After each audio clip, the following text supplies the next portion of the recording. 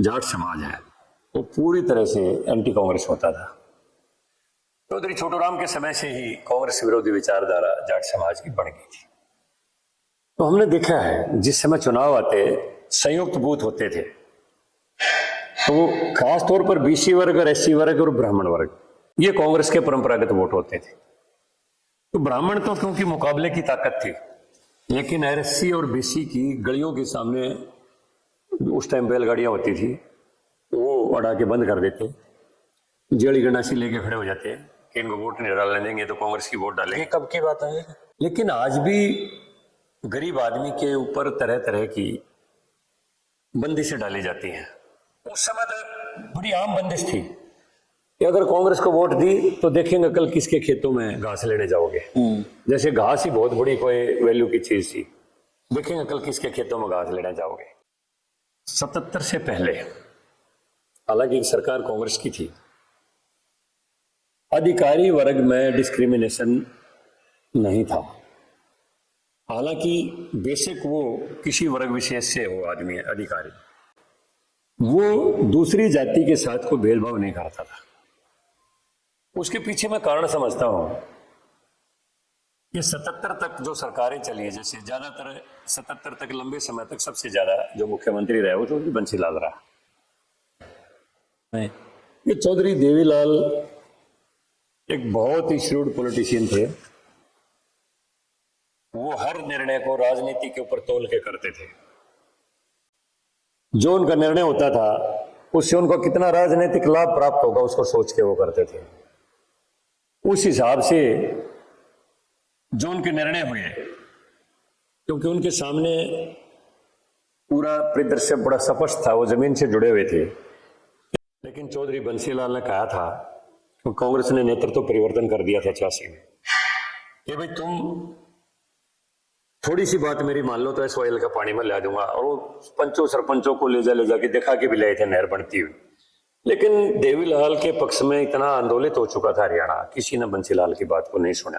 वरना उस समय हरियाणा में पानी लग चुका होता है, SYL आ चुकी होती है। अच्छा,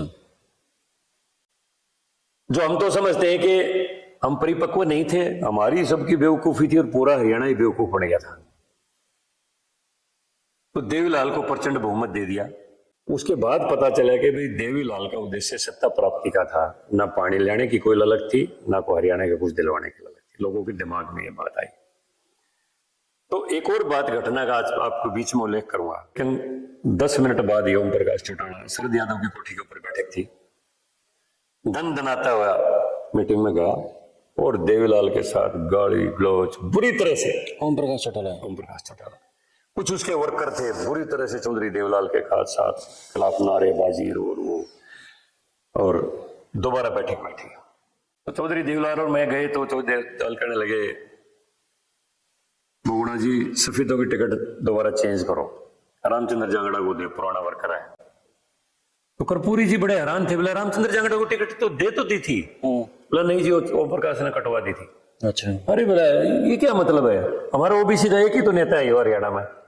मैं चुनाव को पूरा पीक पर ले गया, हालांकि मुझे एक पैसा नहीं दिया, ना मुझे कोई पोस्टर दिया, ना कोई बैनर दिया, ना झंडा दिया, ना कुछ नहीं दिया। लेकिन मैं संगठन का तो मैं भी माहिर था और उस टाइम तो बिल्कुल जवान था। चुनाव से एक दिन पहले जब चुनाव प्रचार बंद होना था उससे पहले दिन देवीलाल से बयान दिलवा दिया कि हमने रामचंद्र जांगड़ा से समर्थन वापस लेके सरदूल सिंह को दे दिया, मेरा चुनाव धड़ाम देगी और मारवा दिया। क्योंकि 4 सीट राज्यसभा की खाली हुई, एक रण अपने बेटे छोटा ओम प्रकाश को, एक अपने बेटे रणजीत को, एक अपने रिश्तेदार विद्या बेनीवाल को।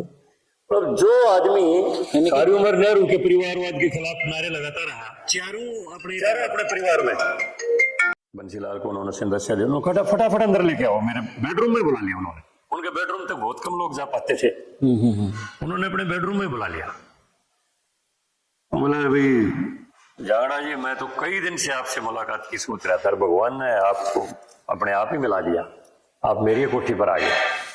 अखबारों में रोजाना पढ़ते ही थे वो।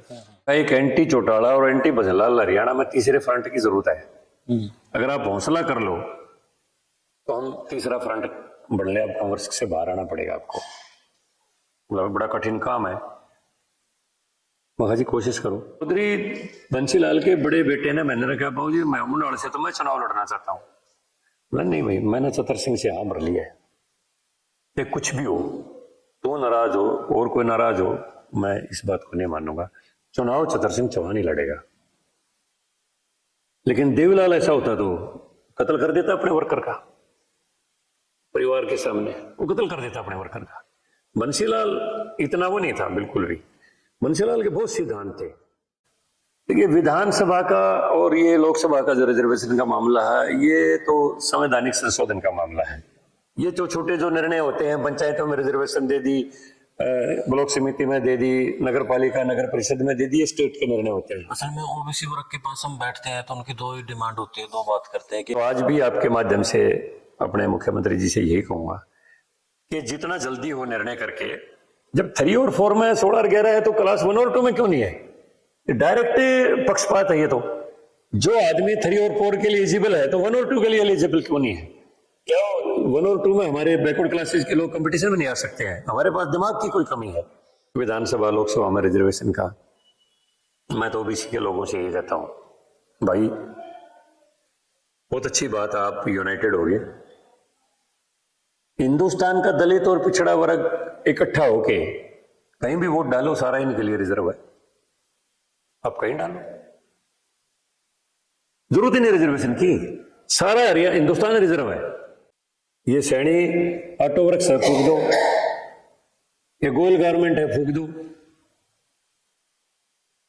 ये अरोड़ा मेडिकल स्टोर है, फूक दो। ये फलाना छोड़ दो। प्रकाश सिंह कमीशन की रिपोर्ट पब्लिश नहीं हुई।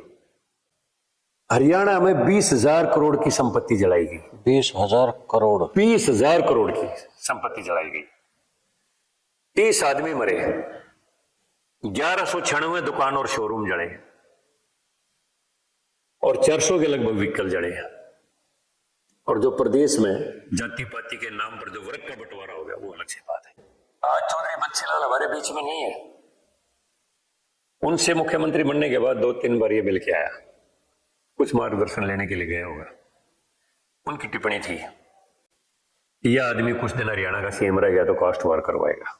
अच्छा, उसको पहले अंदेशा था। इनकी विचारधारा को पढ़ के उसने ये टिप्पणी करी थी कि यह आदमी कुछ दिन हरियाणा का मुख्यमंत्री रहा तो कास्ट वार करवाएगा।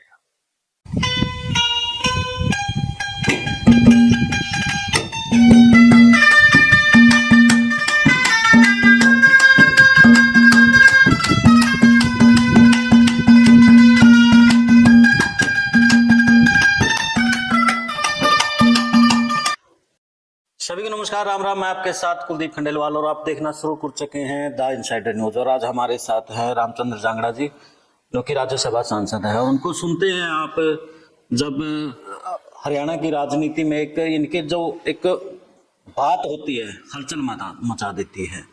तो आज जानेंगे हरियाणा की राजनीति को लेकर के, जिस तरीके से समीकरणों को लेकर के जातिगत बात होती है, और खास तौर पर एक ओबीसी वर्ग को लेकर के बात होती है, अधिकारों को लेकर के बात होती है। जो ओबीसी वर्ग पहले एक महज वोट बैंक की तरह से देखा जाता था, लेकिन जैसे ही भाजपा ने हरियाणा में सरकार बनाई और ओबीसी को भी समझ में आ गई कि हम महज एक वोट बैंक नहीं है, हम भी सत्ता में अपना एक जो मुखिया है, जो लगभग 66 से लेकर के अब तक एक ही वर्ग के पास रहता था वो पद, वो ओबीसी के पास आया। तो तमाम सवालों के साथ जांगड़ा जी हैं हमारे साथ। तो सबसे पहले स्वागत है जी आपका।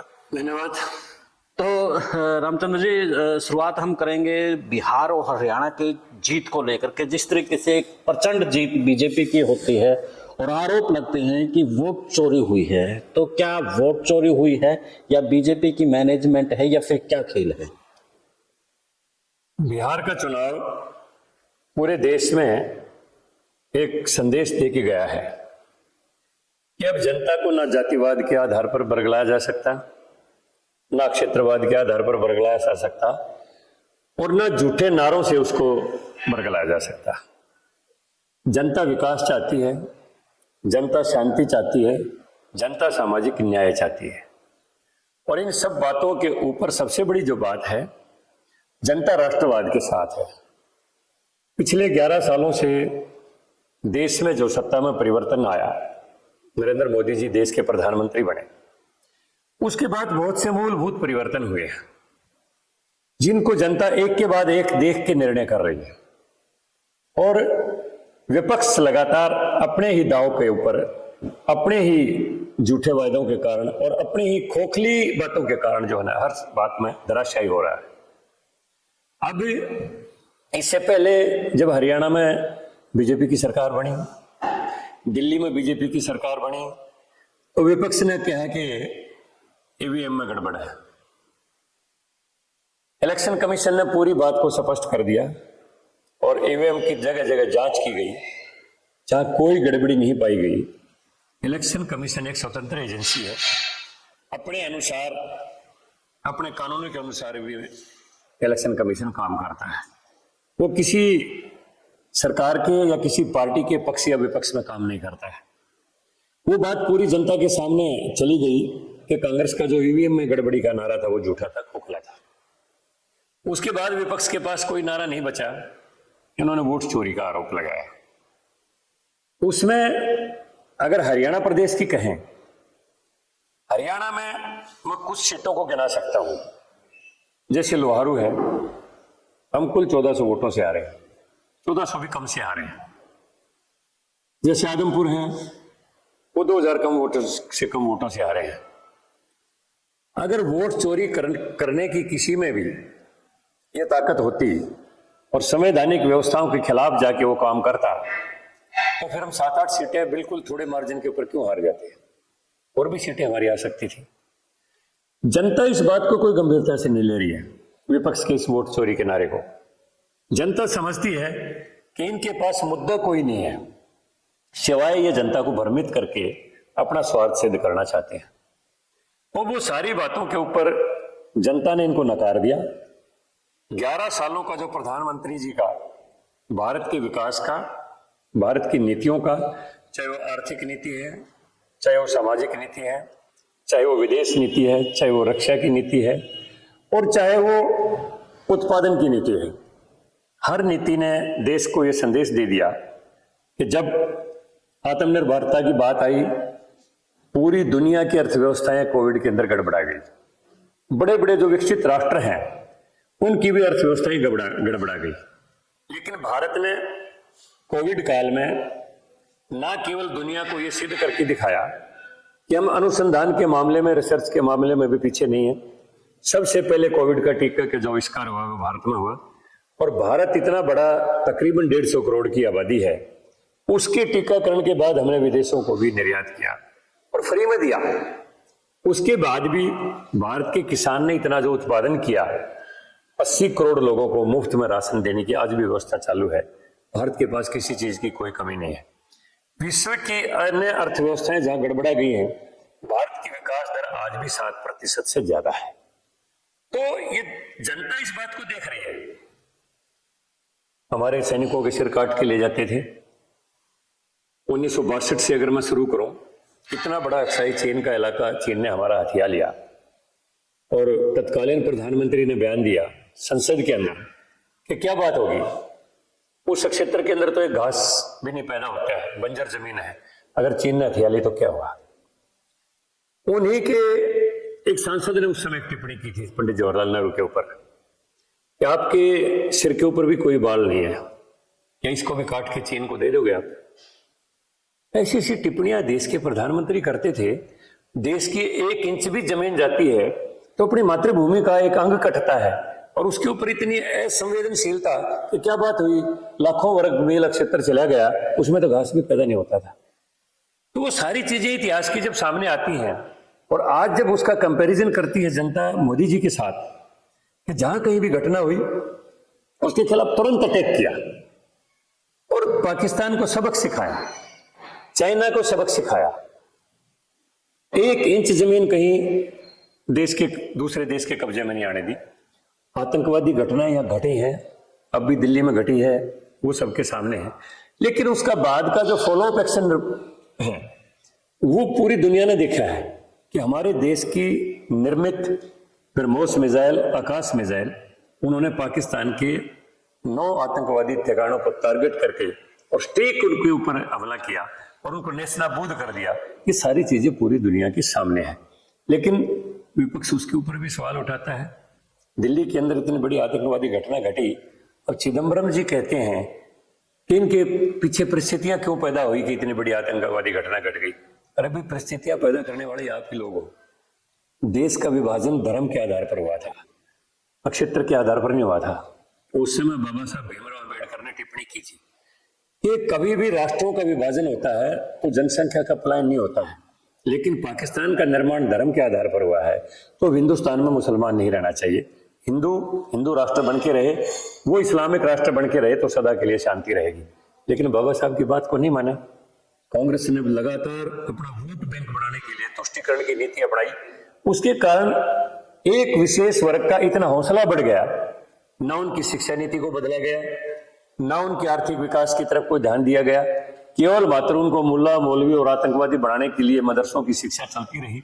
इस तरफ सुधार की तरफ ध्यान क्यों नहीं दिया? एक पढ़ा लिखा आदमी भी अगर आतंकवादी बनता है तो उसकी शिक्षा में कहीं ना कहीं दोष है। और प्रारंभिक शिक्षा जो मदरसे से प्रारंभ होती है वही बच्चे की नींव रखती है। अगर नींव किसी भवन की खराब है तो पूरा भवन खराब है। और वहीं से शुरुआत हो जानी चाहिए थी। जिस दिन हिंदुस्तान आजाद हुआ, जिस दिन भारत को आजादी मिली, उसी दिन देश की शिक्षा नीति को बदल जाना चाहिए था। सबके लिए एक राष्ट्रवादी शिक्षा, सबके लिए मुफ्त चिकित्सा, ये ऐसे मूलभूत परिवर्तन होने चाहिए थे, लेकिन वो नहीं हुए। मोदी जी ने आने के बाद 5 लाख तक का आयुष्मान भारत कार्ड बना दिया। गरीब आदमी को कहीं चिंता करने की जरूरत नहीं। और अब तो सरकार ने निर्णय कर दिया कि 70 साल का होने के बाद उसकी जिम्मेवारी सरकार की हो जाएगी। उसको आयुष्मान के लिए कहीं अप्लाई करने की जरूरत नहीं। 70 साल का वृद्ध आदमी है तो उसकी देखभाल सरकार के जिम्मे होगी। तो ये चीजें जो है, ये भारत की जनता एक एक परख रही है और उनको देख के निर्णय कर रही है। भारत का लोकतंत्र परिपक्व है। इसलिए चाहे हरियाणा है, चाहे वो अभी बिहार के अंदर चुनाव में जो परिणाम आया है, आगे जितने भी परिणाम आएंगे, लोग विकास के नाम पर वोट देंगे, शांति के नाम पर वोट देंगे, सामाजिक न्याय के नाम पर वोट देंगे, भ्रष्टाचार के खिलाफ वोट देंगे, और उसको छोटी के ऊपर मोदी जी का नेतृत्व खरा उतरता है। जांगड़ा साहब, जैसे आपने बताया कि हमारे भी यानी कि बीजेपी के कुछ एमएलए थे जो कम मार्जिन से जीते हैं। दादरी और राय को लेकर के मैं भी इसके ऊपर स्टडी की, तो दादरी का जो इतिहास रहा है वो हार जीत का जो मार्जिन रहा है वो बेहद कम रहा है। इसी प्रकार राय का भी जो इतिहास, मोहनलाल बड़ौली जीते थे वो भी कम मार्जिन से जीते थे। यानी कि उन्हीं विधानसभाओं का आंकड़ा दिया गया है जहां हार और जीत का मार्जिन आज से नहीं 2005 से कम, लगभग मैंने यानी कि 5 से देखना शुरू किया था, तब से कम है। तो उन बातों को कैसे कहा जा सकता है कि इन विधानसभाओं के ऊपर गड़बड़ी हुई है? अगर गड़बड़ी हुई है तो पोलिंग बूथ है या फिर बूथ लेवल एजेंट है, तब वो क्या कर रहे थे? तो उन्होंने भी तो उस चीज को लेकर के देखना चाहिए था कि क्योंकि लिस्ट तो पहले उनके पास आती है, बूथ लेवल एजेंट के पास है। तब उन्हें वो जो ब्राजील की महिला थी तब नजर क्यों नहीं आई कांग्रेस को? तब बापू बेटा क्यों सोए हुए थे? और आपका तो ये एरिया है, हमने एक वीडियो ऑडियो वायरल भी सुनी थी जब दीपेंद्र को लेकर के लोकसभा की जो सीट जब जीती गई थी, तब सुनने में आया था, जो ऑडियो वायरल थी, कि एससी और जो ओबीसी के लोग हैं उनको वोट ही नहीं देने देंगे हम। रोहतक से ऐसी कुछ ऑडियो वायरल हुई थी तब। आज तो फिर भी बहुत परिवर्तन है, लेकिन आज भी मैं कह सकता हूं कि दबंगई चुनाव के अंदर चलती है। हालांकि मैंने वो जमाना देखा है, मैं 50 साल से पॉलिटिक्स में हूं। उस समय हमारा विशेष तौर पर जो जाट समाज है वो पूरी तरह से एंटी कांग्रेस होता था। चौधरी छोटूराम के समय से ही कांग्रेस विरोधी विचारधारा जाट समाज की बन गई थी। तो हमने देखा है जिस समय चुनाव आते संयुक्त बूथ होते थे, तो खास तौर पर बीसी वर्ग और एससी वर्ग और ब्राह्मण वर्ग, ये कांग्रेस के परंपरागत वोट होते थे। तो ब्राह्मण तो क्योंकि मुकाबले की ताकत थी, लेकिन एससी और बीसी की गलियों के सामने उस टाइम बैलगाड़ियां होती थी, वो अड़ा के बंद कर देते, जेड़ी गंडासी लेके खड़े हो जाते कि इनको वोट नहीं डालने देंगे तो कांग्रेस की वोट डालेंगे। ये कब की बात है जी? ये 75 तक भी चलता था। यानी हरियाणा के जन्म के बाद भी हाँ होता रहा है। हाँ। तो मैंने देखा है वो जमाना, और मैं क्योंकि 75 से ही काफी सक्रिय राजनीति में रहा हूं। उसके बाद 77 के बाद कुछ लोकतंत्र की बहाली हुई।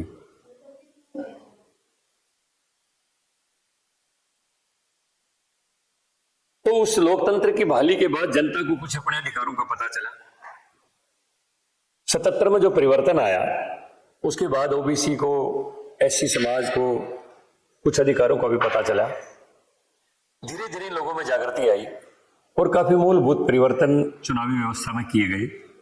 एससी समाज के अलग से बूथ तय कर दिए गए ताकि बूथ कैप्चरिंग का बहना रहे। लेकिन आज भी गरीब आदमी के ऊपर तरह तरह की बंदिशें डाली जाती हैं। उस समय तो एक बड़ी आम बंदिश थी कि अगर कांग्रेस को वोट दी तो देखेंगे कल किसके खेतों में घास लेने जाओगे। जैसे घास ही बहुत बड़ी कोई वैल्यू की चीज थी, देखेंगे कल किसके खेतों में घास लेने जाओगे। तो इस किस्म की भी बंदिशें चलती थी। आज काफी चीज परिवर्तन हुई है। यानी कि वोट के लिए उनके अधिकार को वंचित कर दिया जाता था। उनके पास यही था कि घास बंद कर दी, लाशी बंद कर दी, दूध बंद कर दिया। बस। यानी कि सामाजिक बहिष्कार की तरह उनको ट्रीट किया जाता था। फिर सामाजिक उत्पीड़न था एक किस्म का। लेकिन इसके बाद लोगों में जागृति आई, कुछ लोगों में ताकत भी आई, लोग मुकाबले में भी खड़े होने लगे। लेकिन आज भी मैं कह सकता हूं कि दबंगई चलती है। निष्पक्षता काफी ढंग तक आई है लेकिन पूरी नहीं आई है, क्योंकि जो ताकत एससी और बीसी समाज को अब मिलनी शुरू हुई है। अब जैसे 2014 के बाद के नौकरियों का निर्णय लो, गरीब आदमी को प्रतिनिधित्व तो मिलता ही नहीं था। खास तौर पर ओबीसी तो बिल्कुल जीरो पर था। एससी समाज के लिए क्योंकि रिजर्वेशन है, लेकिन उसमें भी काफी हद तक ऐसे तरीके अपनाए जाते थे कि किसी भी विभाग में रोस्टर नहीं था। और रोस्टर प्रणाली ना होने के कारण 4 सीटों पर कोई रिजर्वेशन नहीं है। अगर सीट 20 है और उनको 5 बार 4 करके डिक्लेयर करके भर दिया जाए तो सारी की सारी सामान्य कैटेगरी में भरी जाएंगी, क्योंकि रोस्टर नहीं था। अब एससी के लिए रोस्टर प्रणाली भी होगी, लेकिन बीसी के लिए अभी नहीं है रोस्टर प्रणाली, अभी भी लागू नहीं है। लेकिन ये हम कहते हैं कि हमारी सरकार आने के बाद जो रिजर्वेशन जितना भी परसेंटेज है वो पूरा मिलता है। पूरा नहीं, उससे भी कहीं ज्यादा मिल रहा है, क्योंकि जो बच्चे जनरल मेरिट को क्रॉस कर गए उनको जनरल में स्थान दे दिया जाता है, और जो बाकी बच गए वो ओबीसी कैटेगरी की जो आरक्षण की सीमा है उसमें मिलता है। तो जितनी सीमा आज संवैधानिक रूप से निर्धारित है उससे भी कहीं ज्यादा रिप्रेजेंटेशन नौकरियों में ओबीसी को मिलने लगी।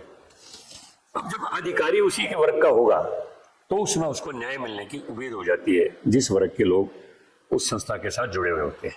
आपका विधायक भी कई बार एक इस बात को लेकर के बात उठाता है कि जो पिछली सरकारें थी उसमें उनके ही वर्ग के अधिकारी थे, कहीं ना कहीं वो अन्याय दूसरे वर्ग के साथ करते थे। अब हमें जो अपने वर्ग के हैं, ओबीसी है, ब्राह्मण है, वो ब्राह्मण है विधायक राम कुमार गौतम, कि उनको लाना होगा तभी जाकर के सामाजिक न्याय हो सकता है। देखिए, हरियाणा प्रदेश में 77 से पहले, हालांकि सरकार कांग्रेस की थी, अधिकारी वर्ग में डिस्क्रिमिनेशन नहीं था। हालांकि बेशक वो किसी वर्ग विशेष से हो आदमी अधिकारी, वो दूसरी जाति के साथ कोई भेदभाव नहीं करता था। उसके पीछे मैं कारण समझता हूं कि 77 तक जो सरकारें चली, जैसे ज्यादातर 77 तक लंबे समय तक सबसे ज्यादा जो मुख्यमंत्री रहे वो चौधरी बंसीलाल रहा।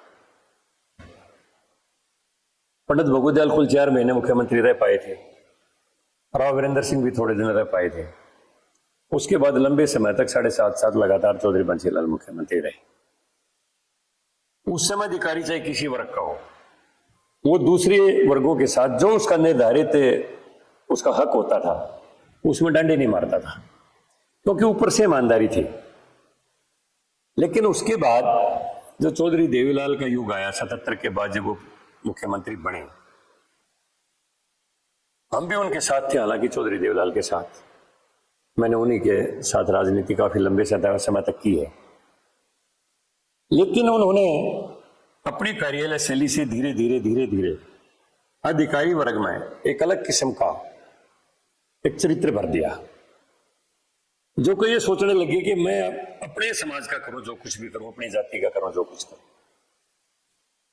उसके बाद फिर सत्ता परिवर्तन हुआ, भजनलाल जी आ गए, फिर वो रुक गया। मैं बीच में टोकूंगा जी। देवीलाल को तो कमेरे वर्ग का मसीहा कहा जाता है और कहा जाता है कि उन्होंने तो सब वर्गों का भला किया है। हालांकि मैं एक बार आपका भी बयान देख रहा था, उसमें आप बता रहे थे कि मैं OBC बताता हूँ। के अधिकारों के लिए जब आपने उनसे टिकटों की मांग की थी और उन्होंने टिकट तो दी थी, लेकिन उस तरीके से फिर आपका भी कुछ नुकसान हुआ था उसमें। ये चौधरी देवीलाल एक बहुत ही श्रूड पॉलिटिशियन थे। वो हर निर्णय को राजनीति के ऊपर तोल के करते थे। जो उनका निर्णय होता था उससे उनको कितना राजनीतिक लाभ प्राप्त होगा उसको सोच के वो करते थे। उस हिसाब से जो उनके निर्णय हुए, क्योंकि उनके सामने पूरा परिदृश्य बड़ा स्पष्ट था, वो जमीन से जुड़े हुए थे कि तू एक वर्ग से राजनीति में आगे नहीं बढ़ सकता है। इसलिए वो पिछड़ों की भी बात करते थे, दलितों की भी बात करते थे, लेकिन अंदर का जो हिडन एजेंडा था, रियलिटी कुछ और थी, वो कुछ और था। और वो बड़ा बाद में लोगों को महसूस हुआ। 77 के बाद 2.5 साल तक उन्होंने कुछ ऐसे निर्णय किए, जैसे बुढ़ापा पेंशन उस समय 100 रुपये शुरू हुई थी, 17 मुख्यमंत्री आए वो। उसके बाद गांव में ऐसी वर्ग के लिए चौपालें नहीं थी, उनकी जो बारातें थी वृक्षों के नीचे रुकती थी। एक चौधरी देवीलाल ने निर्णय किया, भाई अपने ढंग की एक मिसाल, गांव गांव में हरिजन चौपाल, ये नारा लगा था और चौपालें बनी। तो लोगों को लगा कि ये सभी वर्गों के लिए काम करने वाले नेता हैं। और वो धीरे धीरे धीरे धीरे इस बात को इतना पीक पर ले गए, जैसे बार बार कर्पूरी जी को बुलाते थे हरियाणा में, उनसे कहलवाते थे कि देवीलाल पिछड़ों का भी असली भला करने वाला यही लीडर रहेगा। मुझे साथ रखते थे। दलित वर्ग से कृपाराम पुनिया जी को जोड़ा, वाल्मीकि वर्ग से मनफूल सिंह वाल्मीकि को, दानक वर्ग से अलग लोगों को, अलग अलग वर्ग के लोगों को उन्होंने, यानी जिन वर्गों की कोई रिप्रेजेंटेशन होती नहीं थी, जैसे हरियाणा प्रदेश के अंदर बाजीगर समाज सोच ही नहीं सकता था, उन्होंने दिलूराम बाजीगर को भी टिकट देके एमएलए बनवाया। एससी समाज की राजनीति, क्योंकि चमार जागरूक और पढ़ी लिखी कौम थी, तो उनके इर्द गिर्द रहती थी, उन्होंने दानक को, वाल्मीकि को, इनको मुकाबले में रिप्रेजेंटेशन दी, तो सबको लगा कि ये सबके लिए काम करने वाले हैं। एक ये कह सकते हैं शार्प पॉलिटिशियन था, उसने जनता की नब्ज को देखता था वो, और ग्राउंड पे वो चीजें दिखाई जो हकीकत में थी ही नहीं। तो जैसे मैंने कहा, उनके हर निर्णय के पीछे एक बड़ी राजनीतिक सोच होती थी, और उसी सोच के तहत 87 तक इस बात को इतना पीक पर ले गए वो कि 87 में 90 में से 85 का बहुमत आना। इतना बड़ा बहुमत कभी किसी का आया भी नहीं और आएगा भी नहीं। लेकिन मैं अपने अनुभव के आधार पर कह सकता हूं, 1982 में यहीं से महम से चौधरी देवीलाल ने पहला चुनाव लड़ा था। मुझे एक दिन चौधरी देवीलाल कहने लगे, 75 से मेरी उनसे जान पहचान होगी थी, जब वो 3 बाई इलेक्शन थे हरियाणा में। रोड़ी से वो खुद चुनाव लड़ रहे थे, महम से हमारा पंचायती उम्मीदवार था हरसरूपुरा, और नौ से थे तैयब हुसैन कांग्रेस के जीते थे, और रोड़ी और महम विपक्ष ने जीती थी। वहां से चौधरी देवीलाल बने थे, यहाँ थे हरसरूपुरा। उस समय से मेरा उनका परिचय था, मैं उनके साथ रहा। 82 में चौधरी देवीलाल कहने लगे, भाई रामचंद्र, 82 से पहले की बात है, कर्पूरी जी को लेके आए थे हम, भाई अकेले जाट से तो कोई काम चलेगा नहीं, और ये ओबीसी कांग्रेस का वोटर है, इसको अपने साथ नहीं जोड़ोगे तो काम चलेगा नहीं। मैंने कहा जी जोड़ लेंगे, जुड़ जाएंगे। आज लोगों में एक राजनीतिक प्रतिनिधित्व की एक भूख है सब में, हम भी चाहते हैं हमारा भी पॉलिटिकल रिप्रेजेंटेशन हो। कांग्रेस तो दे नहीं रही, और आपके सहारे हमारे आदमी बन सकते हैं, क्योंकि जाट वर्ग की सपोर्ट के बगैर लोग नहीं जा सकते अपनी अपनी उसके ऊपर। उनके लिए आइडिया ठीक है, बताओ आपकी क्या डिमांड है। उस समय हरियाणा में 12 जिले थे। मैंने कहा जी आप 12 जिलों से 12 टिकटों का ऐलान कर दो कि हम हर जिले से एक टिकट ओबीसी को देंगे। एससी की तो रिजर्वेशन है ऑलरेडी। उन्होंने कहा ठीक है, जनसभा बुलाओ। मैंने यही महम में ही जनसभा बुलाई, तकरीबन पूरे हरियाणा से 8-10 हजार आदमी थे। उन्होंने मंच से डिक्लेयर कर दिया कि हम 12 जिले 12 टिकटें देंगे, और यहां से मैं रामचंद्र जांगड़ा को चुनाव लड़वाऊंगा। ये भी उन्होंने साथ के साथ डिक्लेयर कर दिया महम से। अब महम के जो राजनीतिक हमारे कार्यकर्ता थे, उन्होंने ये तो रामचंद्र जांगड़ा बनेगा एमएलए, ये तो चौधरी देवीलाल की वजह से जाट वोट देगा और बीसी इसकी वोट बैंक है ही। ये तो एमएलए बनेगा, वो तो राजनीतिक प्रतिद्वंदिता होती है। उन्होंने चौधरी देवीलाल को ये मना लिया कि जी आप ही मैम से चुनाव लड़ लो।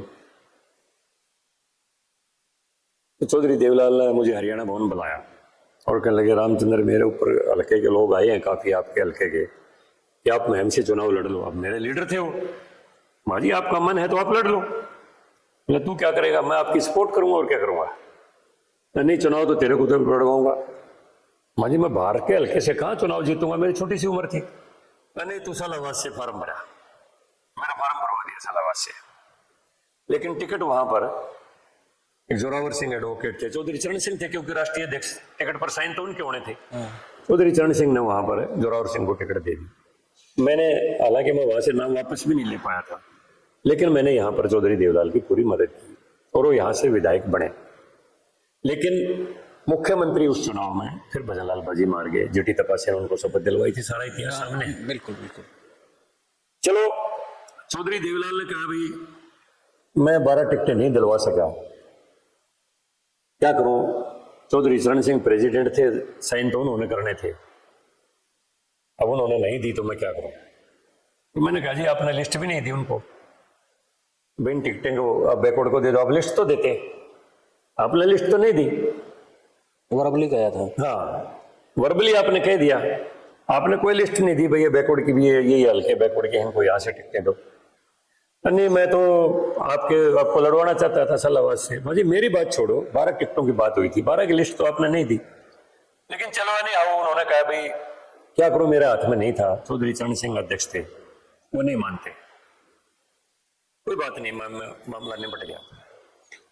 85 में एसवाईएल समझौता आया।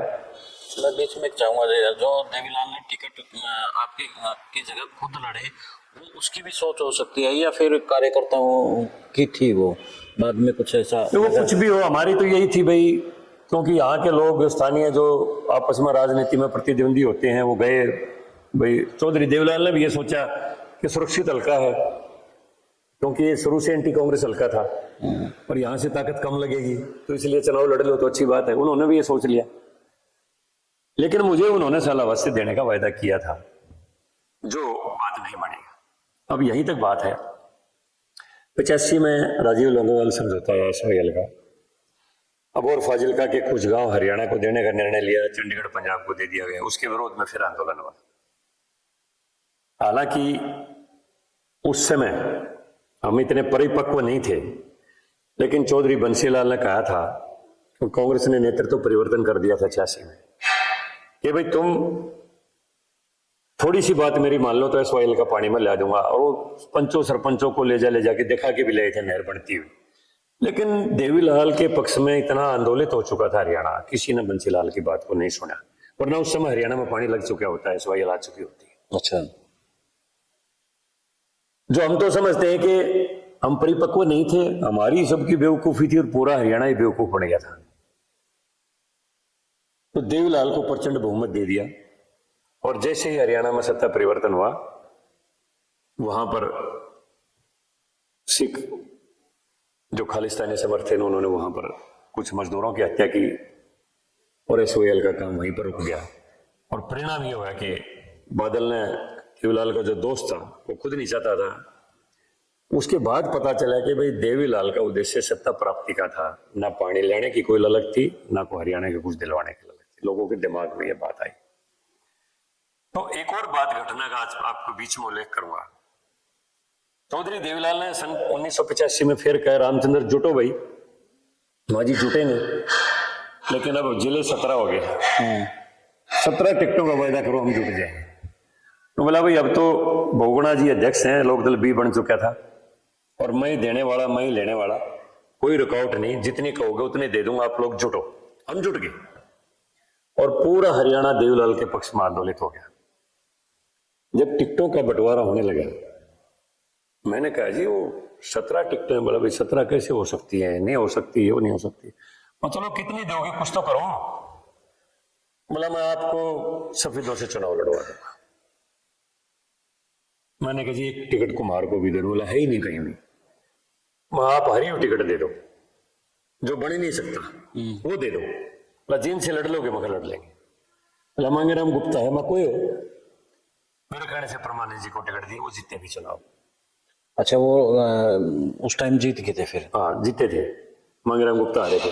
तो बड़ा आश्चर्य हुआ उस टाइम देवीलाल को कि ये कैसे हो गया फिर। हाँ, उन्होंने कह रहे हारी, मैंने कहा आप हारी हुई टिकट दे दो, जो आप सोचते हो बन ही नहीं सकते, जींद ले लोगे? मगर ले लेंगे। तो उसके बाद तो मान गया भैया आपने देवीलाल? तो मानने की तो मैं अपनी बात बताऊं, फिर मुझे सफेदों से टिकट मिल गई, पूरा चार्ट लग गया। लेकिन 10 मिनट बाद ही ओम प्रकाश चौटाला शरद यादव की कोठी के ऊपर बैठक थी, दन दनाता हुआ मीटिंग में गया और देवीलाल के साथ गाली गलौज बुरी तरह से। ओम प्रकाश चौटाला? ओम प्रकाश चौटाला, कुछ उसके वर्कर थे, बुरी तरह से चौधरी देवीलाल के खिलाफ नारेबाजी और वो, और दोबारा बैठक बैठी, दोबारा मीटिंग हुई। चौटाला ने 15 टिकटें चेंज करवा दी, जिसमें मेरी भी चेंज हुई। चेंज क्या कटी गई आपके साथ तो यानी कि जैसे आप राजनीति के शीर्ष पायदान पर पहुंचने की कोशिश करो, सांप सीढ़ी की तरह एकदम 99 पहुंच दे, मेरी टिकट कट गई।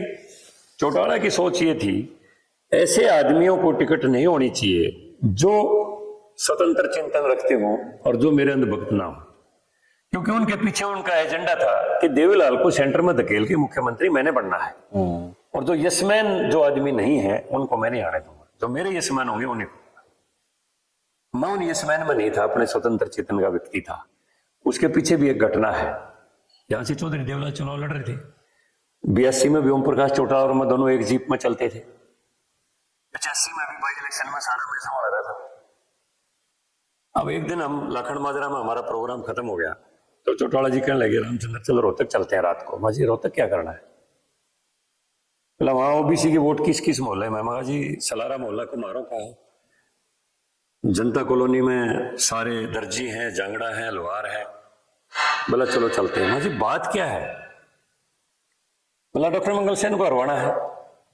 जी डॉक्टर मंगल सेन ने चौधरी देवीलाल के कहने से इस्तीफा दिया, बाई इलेक्शन हो रहे हैं, आप समझते नहीं है निकर वाले बड़े किसान के दुश्मन है। मैं किसान का ऐसे कौन है फिर? बोला लाला हरिमोहन को वोट दिलवा देंगे। मैं वो कौन सा किसान नेता है? लाला सिरसनदास का भाई चुनाव लड़ रहा था।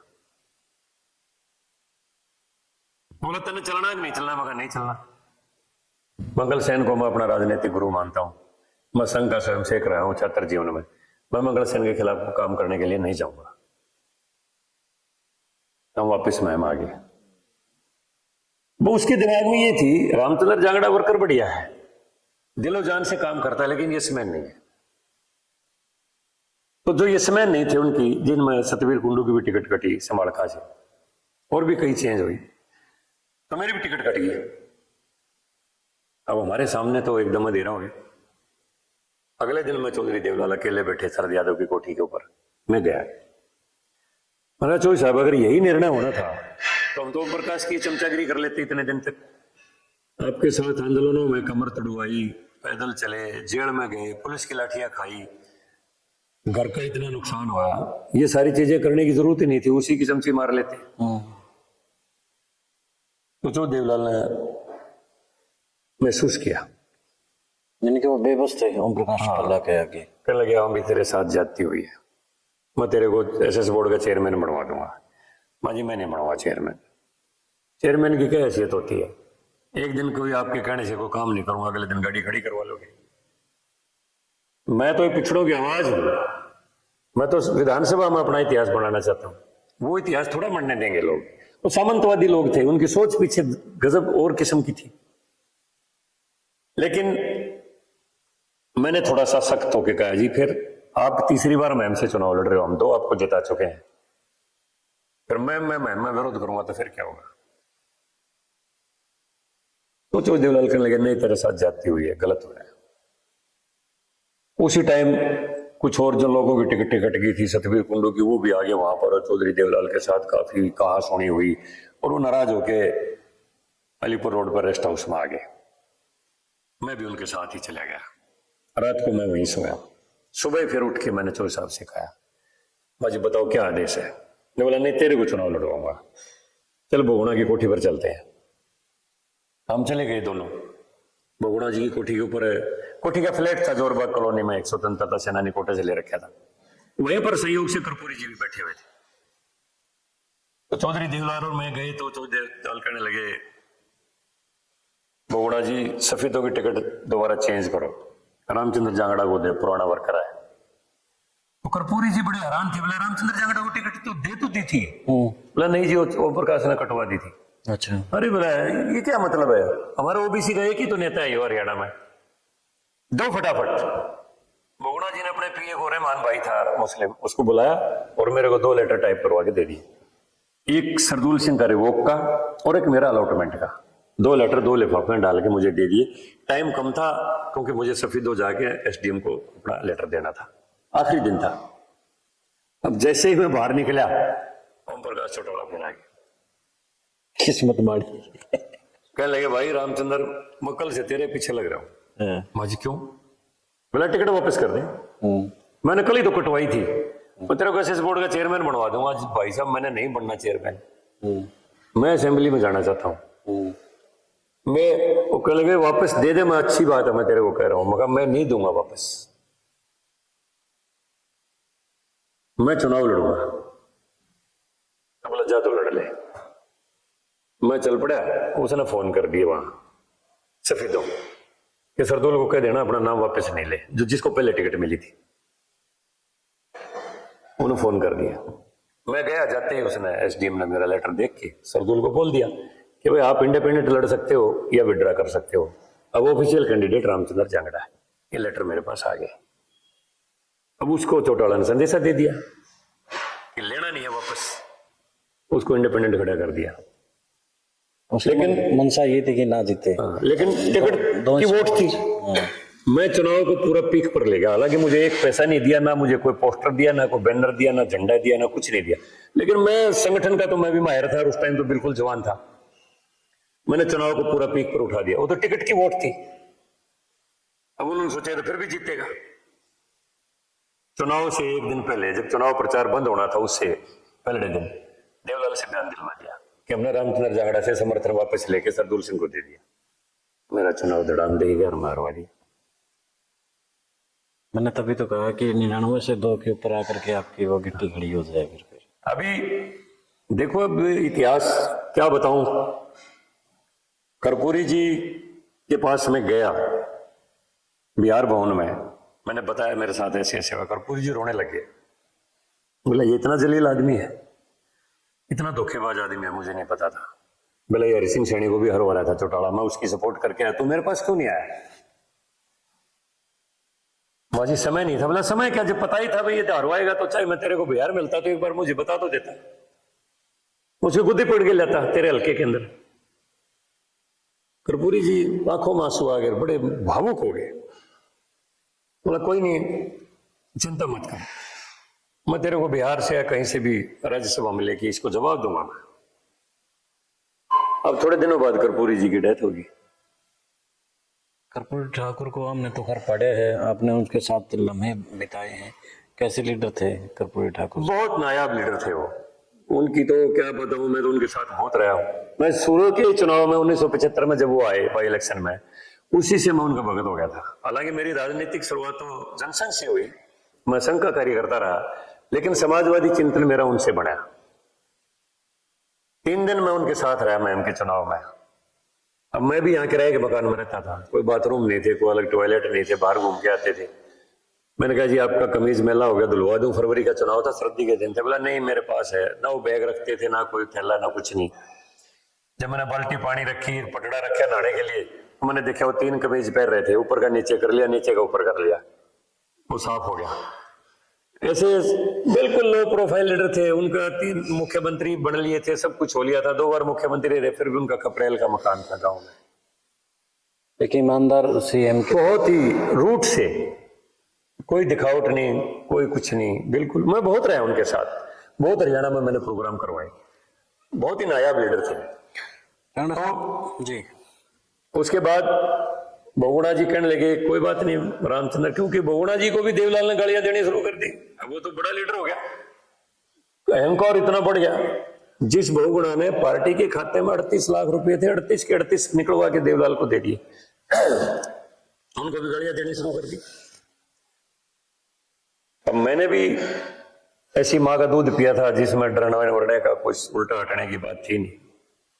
मैंने हरियाणा में मीटिंग बुलाई अपने कार्यकर्ताओं की, क्योंकि पूरे प्रदेश में मैंने काम किया हुआ था और मेरे साथ धोखा करने के कारण रिजेंटमेंट बहुत थी ओबीसी के कार्यकर्ताओं में, बहुत जबरदस्त विरोध था, देवलाल के प्रति बड़ा रोष था।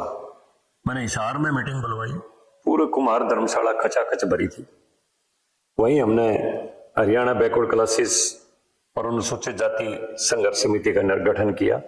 मैं उसका अध्यक्ष बना, दरिया सिंह दानक थे उनको महासचिव बनाया और हमने देवलाल के खिलाफ धुआंधार आंदोलन छेड़ दिया हरियाणा में देवलाल के खिलाफ।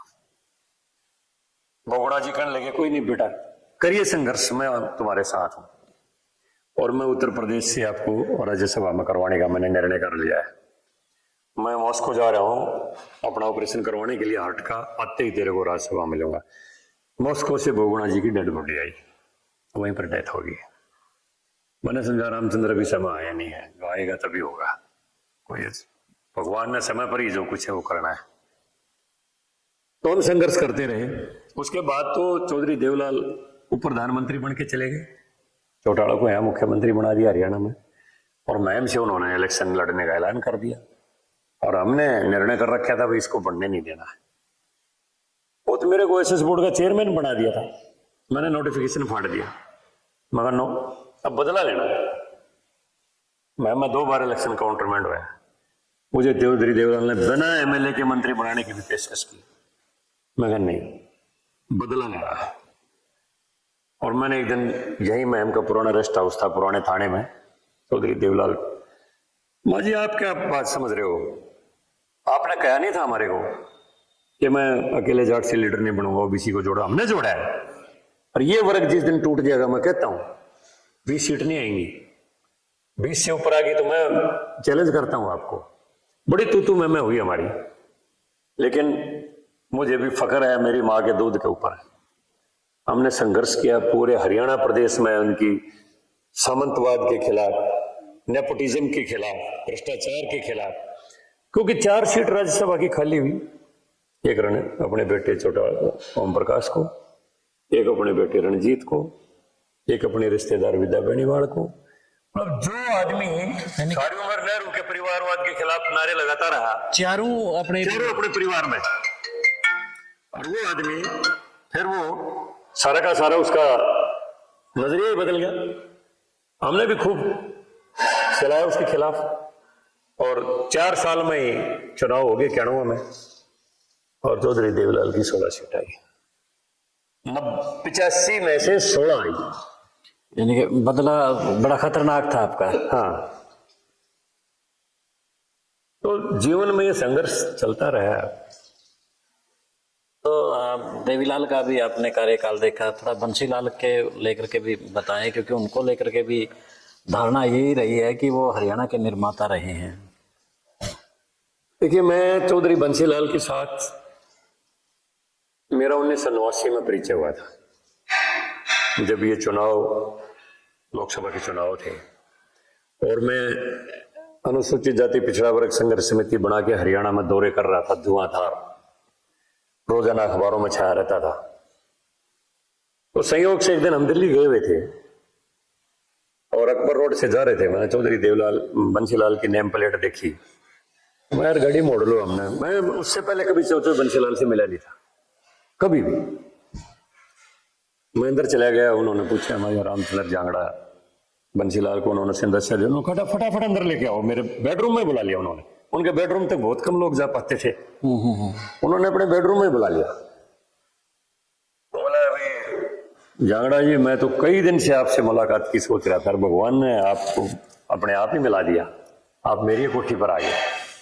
अखबारों में रोजाना पढ़ते ही थे वो। तो हमारी काफी देर तक हरियाणा की राजनीति पर बातें होती रही। मतलब और विस्तार से तो बाद में करेंगे। जांगड़ा जी, भिवानी से मेरी चुनाव में मदद कर दो। उधर से भजनलाल भी, क्योंकि आता अलग ही कांग्रेस में थे दोनों, बोला मुझे हरवाना चाहता है। और देवलाल भी। देवलाल तो चाहेगा भजनलाल भी। मतलब दो हल्के ऐसे हैं, हंसी और आदमपुर, जो भिवानी कॉन्स्टिट्यूंसी में आते हैं, और दोनों में भजनलाल का प्रभाव है और वो मुझे बढ़ने नहीं देगा। महा जी चलो हम आपकी सपोर्ट करेंगे, लेकिन कांग्रेस ज्वाइन नहीं करेंगे। हमने उनकी सपोर्ट करी अपनी संघर्ष समिति की तरफ से, और बोले दो हल्के आप संभाल लूंगा, मैं तो सारे संभाल लूंगा, दो तो संभाल ही लूंगा। तो 19,500 से वो जीते आदमपुर से, और 21,000 से जीते अस्सी से। तो केंद्र में राजीव गांधी जी प्रधानमंत्री थे। तो उसके बाद दोबारा तो सरकार नहीं आई, दोबारा तो फिर वो भी पीसी वगैरह बने थे। तो मैंने चौधरी देवलाल बंसीलाल को एक दिन कहा, मुन्ना जी चलो चुनाव तो आप जीत गए, एमपी बन गए, लेकिन कांग्रेस में आपका पल्ला है कुछ नहीं। एक छोटा सा ब्लॉक का अध्यक्ष भी वो भी भजनलाल ने बनवा रखा है संगठन में। राजीव गांधी से आपकी बनती नहीं, अब कैसे कांग्रेस में सर्वाइव करोगे? पहले और क्या करें? मगर एक एंटी चौटाला और एंटी भजनलाल हरियाणा में तीसरे फ्रंट की जरूरत है। अगर आप हौसला कर लो तो हम तीसरा फ्रंट बढ़ ले। अब कांग्रेस से बाहर आना पड़ेगा आपको, मतलब बड़ा कठिन काम है। मगा जी कोशिश करो। तो हमारी 3-4 मीटिंग हुई, रास्ता भी नहीं था और कोई फिर। हाँ, और उनमें हमने निर्णय किया कि एक बार ट्रायल करते हैं।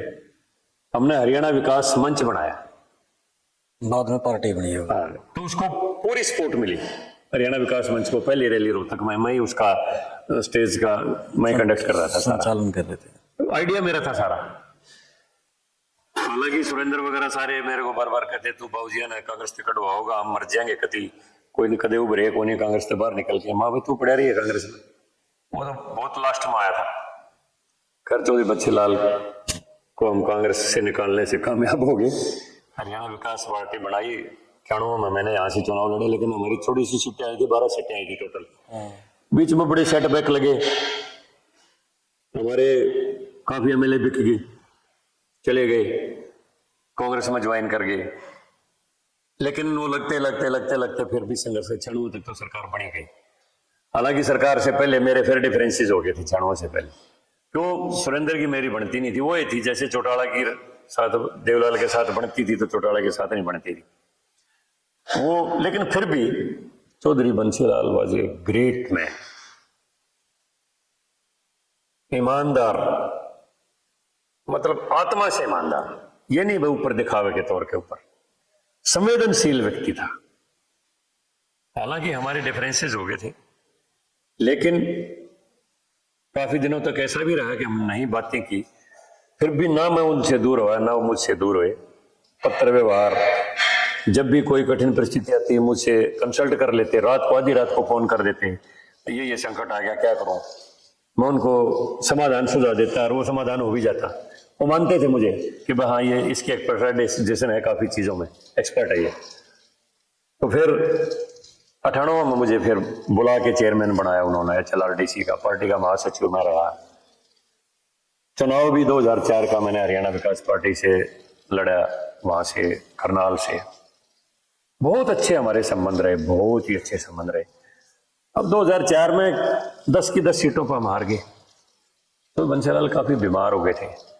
सुरेंद्र का तो इरादा बन गया कि पार्टी हमारे से चलेगी नहीं, उन्होंने कांग्रेस में जाने का मन बना लिया।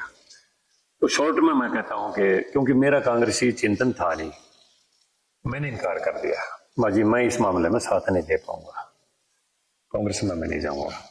चौधरी बंसीलाल भी नहीं जाना चाहते थे, वो बेटे की वो थी, उसके कारण उनकी सेहत उनकी इजाजत नहीं दे रही थी, उनकी मजबूरियां थी। लेकिन जो बड़े नेता रहे हैं देवीलाल बंसीलाल, बेटों के सामने बेबस, इतना बेबस नहीं थे वो। ठीक है, उनकी सेहत काफी कमजोर हो गई थी और इस निर्णय को उन्होंने मान लिया, लेकिन देवीलाल की तरह बेबस नहीं थे। 91 में जब हमने पार्टी का गठन किया और पहला चुनाव हमने लड़ा, मुंडाल से उन्होंने चतर सिंह चौहान मेरे प्रोफेसर होते थे हिस्ट्री के, मैं उनके पास पढ़ा हुआ था, उनको चौधरी बंसीलाल ने बुला के कहा भाई मुंडाल से आपको चुनाव लड़वाऊंगा अगर नौकरी छोड़ दो तो। उन्होंने नौकरी से त्याग पत्र दे दिया, विकास पार्टी ज्वाइन कर ली।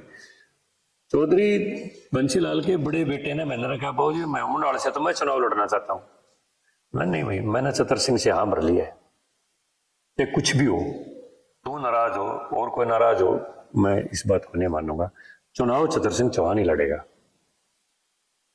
लेकिन देवीलाल ऐसा होता तो कत्ल कर देता अपने वर्कर का, परिवार के सामने वो कत्ल कर देता अपने वर्कर का। बंसीलाल इतना वो नहीं था बिल्कुल भी। बंसीलाल के बहुत सिद्धांत थे। जब सरकार बनी 96 में, सुरेंद्र ने एक IAS अधिकारी के साथ कुछ बदतमीजी से बात कर दी थी, तो उसी टाइम अधिकारियों को बुला के कह दिया था कि इसका कोई टेलीफोन सुनने की जरूरत नहीं है। 2.5 साल तक टेलीफोन नहीं सुना। वो इतना वो नहीं थे। देखो, बेटे के प्रति मोह सबका होता है, हमारा भी है, सबका है, लेकिन अपने सिद्धांत से अडिग नहीं होते थे। वो कभी सिद्धांत बड़े थे उनके, सिद्धांत उनके सामने बड़े थे। वो ठीक आखिरी टाइम पर उनकी सेहत इजाजत नहीं देती थी, उन्होंने कह दिया भाई रामचंद्र मैं क्या करूं, मैं तो वाइंड अप करके अपने घर आराम करना चाहता हूं, और सुरेंद्र की पार्टी चलाने की नियत नहीं है, आप जैसी मर्जी करो। मैं ठीक है जी, हम उस टाइम बीजेपी में आ गया। फिर तो तमाम मुख्यमंत्री आपने देखे हैं, और अब हाल फिलहाल नायब सिंह सैनी है, देवीलाल से लेकर के, तो आप किस मुख्यमंत्री को बेस्ट मानते हैं? देखो, अगर सर्वांगीण अनुभव की को बात कहूं तो चौधरी बंसीलाल मेरी कसौटी पर अब तक के बेस्ट मुख्यमंत्री रहे हैं। जहां तक बात है सुधारवादी पारदर्शिता की, मनोहर लाल जी ने बहुत अच्छे अच्छे इनिशिएटिव लिए हैं। टेक्नोलॉजी के माध्यम से पूरी प्रक्रिया को दुरुस्त करते हुए पारदर्शिता आए, चाहे वो चुनाव का, चाहे वो नौकरी का मामला हो, चाहे वो स्थानांतरण का, ट्रांसफर का मामला हो, चाहे वो जमीनों की रजिस्ट्री का मामला हो, चाहे CLU का मामला हो। मनोहर लाल जी ने काफी मूलभूत सुधार करने के प्रयत्न किए, लेकिन वो जनता के प्रति उनका ज्यादा जुड़ाव नहीं हो पाया। तो अपना अपना स्वभाव होता है, उनका अपना स्वभाव था। वो चाहते थे कि जनता पॉलिटिकल आदमियों के दरवाजे पर क्यों खड़ी रहे, ऐसा सिस्टम क्रिएट किया जाए कि जनता को घूमना ही ना पड़े और उसको घर बैठे न्याय मिल जाए। तो उसमें मनोहर लाल जी ने बड़े प्रैक्टिकल कदम उठाए हरियाणा प्रदेश में। अब नायब सिंह सैनी जी आए हैं, इनमें विशेष गुण है कि ये इनका स्वभाव बड़ा कोमल है, ये जनता के प्रति जुड़ाव, और जनता के साथ इनका जुड़ाव निरंतर रहता है। तो कई बार अगर आदमी का काम नहीं भी होता तो भी जब एक पॉलिटिकल आदमी उसे चाय पानी की पूछेगा, मुस्कुरा के बात करेगा, उसी प्यार से बात सुनेगा, तो भी आदमी की आदत तसल्ली हो जाती है, यार हमारी पूरी बात सुनी है, जान हो जाएगा, काम भी हो जाएगा, 2 दिन आगे पीछे हो जाएगा, लेकिन कम से कम हमने सुना दी सारी और उन्होंने सुन ली है। तो नायब सिंह सैनी जी का बहुत अच्छा गुण है ये कि वो जनता से जुड़ा, उनका बहुत बढ़िया है। तो अलग अलग आदमियों में अलग अलग गुण होते हैं। अब चौधरी बंसीलाल का जैसे मैंने बताया, वो ज्यादा सुनने साने में विश्वास नहीं करते थे, 1 मिनट में निर्णय कर लेते थे बस, और फिर उसके ऊपर एक्शन टेकन उनका बहुत जबरदस्त था। भूपेंद्र सिंह हुड्डा को लेकर क्या कहेंगे? देखिए, मैं क्या बताऊं, इसे तो मेरा क्लास फेलो रहा है, ग्रेजुएशन हमने साथ की थी, लेकिन जो पीछे मैंने कहा कि जातिवाद की शुरुआत चौधरी देवलाल से हुई, उसको पोषित किया ओम प्रकाश चौटाला ने, लेकिन पीक पर ले गया भूपेंद्र सिंह हुड्डा, उसको पीक पर ले गया, और इसने जाति रत्न बनने के लिए पूरे हरियाणा के सामाजिक सद्भाव को खत्म कर दिया। इसलिए मैं तो इसको कभी माफ करता नहीं हूं। मैं ऐसे परिवार में जन्मा, गांव में हमारा दरवाजा सबसे बड़ा दरवाजा मेन रोड के ऊपर था। कोई दिन ऐसा नहीं, 4 गांव का अड्डा था, ब्रह्मा, ब्राण, महम, ना बसाना और खरकड़ा, कि 5-10 आदमी दरवाजे के अंदर रुक ही जाते थे, वार सवेर हो जाती। जाति का हमें नहीं पता था, हमें ये पता था ये हमारा चाचा लगता है, ये ताऊ लगता है, ये दादा लगता है, ये भाई लगता है, ये नहीं पता था जाति क्या है। लेकिन जातीयता का जहर अगर फैलाया, शुरुआत देवलाल ने की, उसको खाद पानी दिया चौटाला ने, और उसको पूरी तरह से पलवित किया भूपेंद्र हुड्डा ने। इसीलिए मैं कहता हूं, कांग्रेस में हुड्डा है, कांग्रेस कभी उभर नहीं सकती है। जैसा मैं पीछे जिक्र कर रहा था, एक समय ऐसा था कि कांग्रेस की वोट देते थे SC और BC के लोग, और इनके गलियों के सामने रेडू गाड़ी अड़ा देते थे, नहीं डालने देंगे वोट। आज जो पूरा वोट बैंक जो रेड उड़ाया करते वो तो कांग्रेसी हो गया, और जिनको रोका करते वो सारे बीजेपी के हैं। चेंज हो गया, पूरा चेंज हो गया सीन, और ये चेंज ही रहेगा। अब ये बदल नहीं सकता, क्योंकि पिछड़ों को जो भ्रम था कि भाई ये तो तुम्हें रोकते हैं वोट डालने से भी, ये तो तुम्हें जान से मारेंगे सत्ता में आगे, तो कांग्रेस तुम्हारी रक्षा करती है। अब उनको पता चल गया कांग्रेस का भी हिडन एजेंडा था, केवल वोट बैंक के रूप में इस्तेमाल कर रही थी। 2016 उसी का रिएक्शन था इसका। बस अब पिछड़े भी जागरूक हो गए, दलित भी जागरूक हो गए, और अब ये लंबे समय तक चलेगा, लंबे समय में तो सदा ही चलेगा। अब बीजेपी का पूरा वोट बैंक ओबीसी है, ये रहेगा, क्योंकि सामाजिक न्याय अब मिलना शुरू हुआ है। ओबीसी का आप शुरू से झंडा बुलंद कर रहे हैं। ओबीसी पिछले दिनों जो ग्राम पंचायतों के अधिकारों में इनके दे दिया है कि कुछ ओबीसी को दे दी गई है जो पंच की है, तो क्या विधानसभा में भी वो होगा ऐसा कुछ? देखिए, विधानसभा का और ये लोकसभा का जो रिजर्वेशन का मामला है, ये तो संवैधानिक संशोधन का मामला है। ये जो छोटे जो निर्णय होते हैं, पंचायतों में रिजर्वेशन दे दी, ब्लॉक समिति में दे दी, नगर पालिका नगर परिषद में दे दी, ये स्टेट के निर्णय होते हैं। असल में ओबीसी वर्ग के पास हम बैठते हैं तो उनकी दो ही डिमांड होती है, दो बात करते हैं कि एक तो हमारा जो उच्च लेवल के अधिकारी हैं, यानी कि उसमें हमारा आरक्षण की जरूरत है, और दूसरा हमारा राजनीतिक तौर पर विधानसभा और लोकसभा के अंदर जुड़ता है। और आप बड़ी पैरवी करते हैं ओबीसी वर्ग को लेकर। देखो, ये अनोमली हरियाणा में भी है आरक्षण में। मंडल कमीशन की रिपोर्ट के अनुसार 27% आरक्षण निर्धारित है। हालांकि हमारी आबादी हरियाणा में 27 से कहीं ज्यादा है, 32-33% से कम तो है ही नहीं। अब नई जनसंख्या जनगणना होगी, उससे पता चल जाएगा कि कितने परसेंट हरियाणा में ओबीसी है। मैं कहता हूं 33-35 तक भी पा सकता है, 35 के लगभग बताए जाते हैं। हाँ, लेकिन चलो 27% मंडल कमीशन के अनुसार निर्धारित है। चौधरी भजनलाल ने आरक्षण के ऊपर बड़ी चोट की हरियाणा में, ओबीसी के आरक्षण के ऊपर। इसका एक तो वर्गीकरण कर दिया, ए और बी कैटेगरी बना दी। वो भी कोई बात नहीं कि 5 अन्य जातियों को मिला के 16 और +11 करके उन्हें 27% पूरा कर दिया, लेकिन वो क्लास 3 और 4 तक सीमित कर दिया।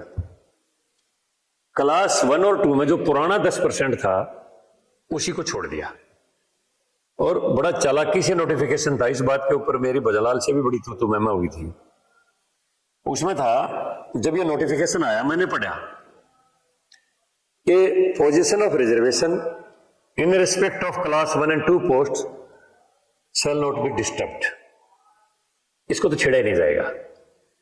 Cast included in backward classes by the social welfare department of Haryana will be treated as single category in respect of recruitment in class 1 and 2 post और प्रमोशन फ्रॉम 3 and 4 पोस्ट। यानी 3 और 4 से प्रमोशन होके जाएंगे, वो भी सिंगल कैटेगरी कंसिडर होगी, और 1 और 2 में दोनों की सिंगल कैटेगरी, 1 और जो ए और बी कैटेगरी बनाई, तो ए और बी दोनों को मिला के 10% में उसने बाउंड कर दिया भजनलाल ने। बड़ा चालाकी भरा नोटिफिकेशन था। उसके बाद बैकवर्ड के लिए तो क्लास 1 और 2 के तो रास्ते ही बंद हो गए, जो मूल बैकवर्ड था, जिसमें खाती, लोहार, नाई, धोबी, तेली, जोगी, बरागी जितने भी आते हैं, छिंबी वगैरह, इनके तो दरवाजे ही बंद हो गए। उसके बाद ना चौधरी बंसीलाल इसमें परिवर्तन कर पाए, ना चौटाला ने कोई परिवर्तन किया। 2005 में उड्डान आने के बाद, काफी दबाव के बाद, आखिरी टाइम पर जाते जाते वो जब ये 2014 में चुनाव था, चुनाव से पहले वो निर्णय कर गया। इसको 27 तो नहीं किया उसने, लेकिन क्लास 1 और 2 में वो 10 और 5 कर गया। 10% अकेला कैटेगरी ए के लिए रहेगा, जिसमें ये 42 जातियां हैं, और 5% कैटेगरी बी, जिसमें 5 जातियां हैं, सैनी, गुजर, अहीर, लोधा राजपूत और मेयो। तो उसके बाद 10% अकेला इनके लिए हो गया। लेकिन हमारी पार्टी भी इसको नहीं कर पाई है। ये बहुत बड़ी डिमांड है, और मुख्यमंत्री जी से भी कई बार चर्चाएं हो चुकी हैं, लेकिन नायब सिंह जी कह रहे हैं कि हम इसको करेंगे, और कर देना चाहिए, क्योंकि इन्हीं की वजह से सरकार है, इन्होंने सरकार बनाई है और आगे भी यही बनाएंगे। ये एनोमली नहीं रहनी चाहिए। मैं तो आज भी आपके माध्यम से अपने मुख्यमंत्री जी से यही कहूंगा कि जितना जल्दी हो निर्णय करके, जब 3 और 4 में 16 और 11 है तो क्लास 1 और 2 में क्यों नहीं है? डायरेक्ट पक्षपात है ये तो। जो आदमी 3 और 4 के लिए एलिजिबल है तो 1 और 2 के लिए एलिजिबल क्यों नहीं है? क्या 1 और 2 में हमारे बैकवर्ड क्लासेस के लोग कंपटीशन में नहीं आ सकते हैं? हमारे पास दिमाग की कोई कमी है? ये स्पष्ट तौर पर एक अनोमली है, इसको दूर करना चाहिए। और मैं जैसा कह रहा हूं आपके माध्यम से भी, मैं मुख्यमंत्री को वैसे भी मिलता रहता हूं, कहता रहता हूं, वो कहते भी हमें जल्दी करेंगे। ये जितना जल्दी हो कर देना चाहिए। ये बहुत बड़ी वो विडंबना है, नहीं हुआ है। और जैसा आपने बताया विधानसभा लोकसभा में रिजर्वेशन का, मैं तो ओबीसी के लोगों से ये कहता हूं, भाई बहुत अच्छी बात है, आप यूनाइटेड हो गए। हिंदुस्तान का दलित और पिछड़ा वर्ग इकट्ठा होके कहीं भी वोट डालो, सारा इनके लिए रिजर्व है। आप कहीं डालो, जरूरत ही नहीं रिजर्वेशन की, सारा हिंदुस्तान रिजर्व है। ये दोनों वर्ग इकट्ठे होके जिस उम्मीदवार को वोट दे देंगे वही सक्सेसफुल है। वही एमएलए, वही एमपी, वही सरपंच, वही एमपी, सारा हिंदुस्तान रिजर्व है। लेकिन अब होने लग गए, और हमने देखा है महत्वाकांक्षा तो बढ़ गई है अब।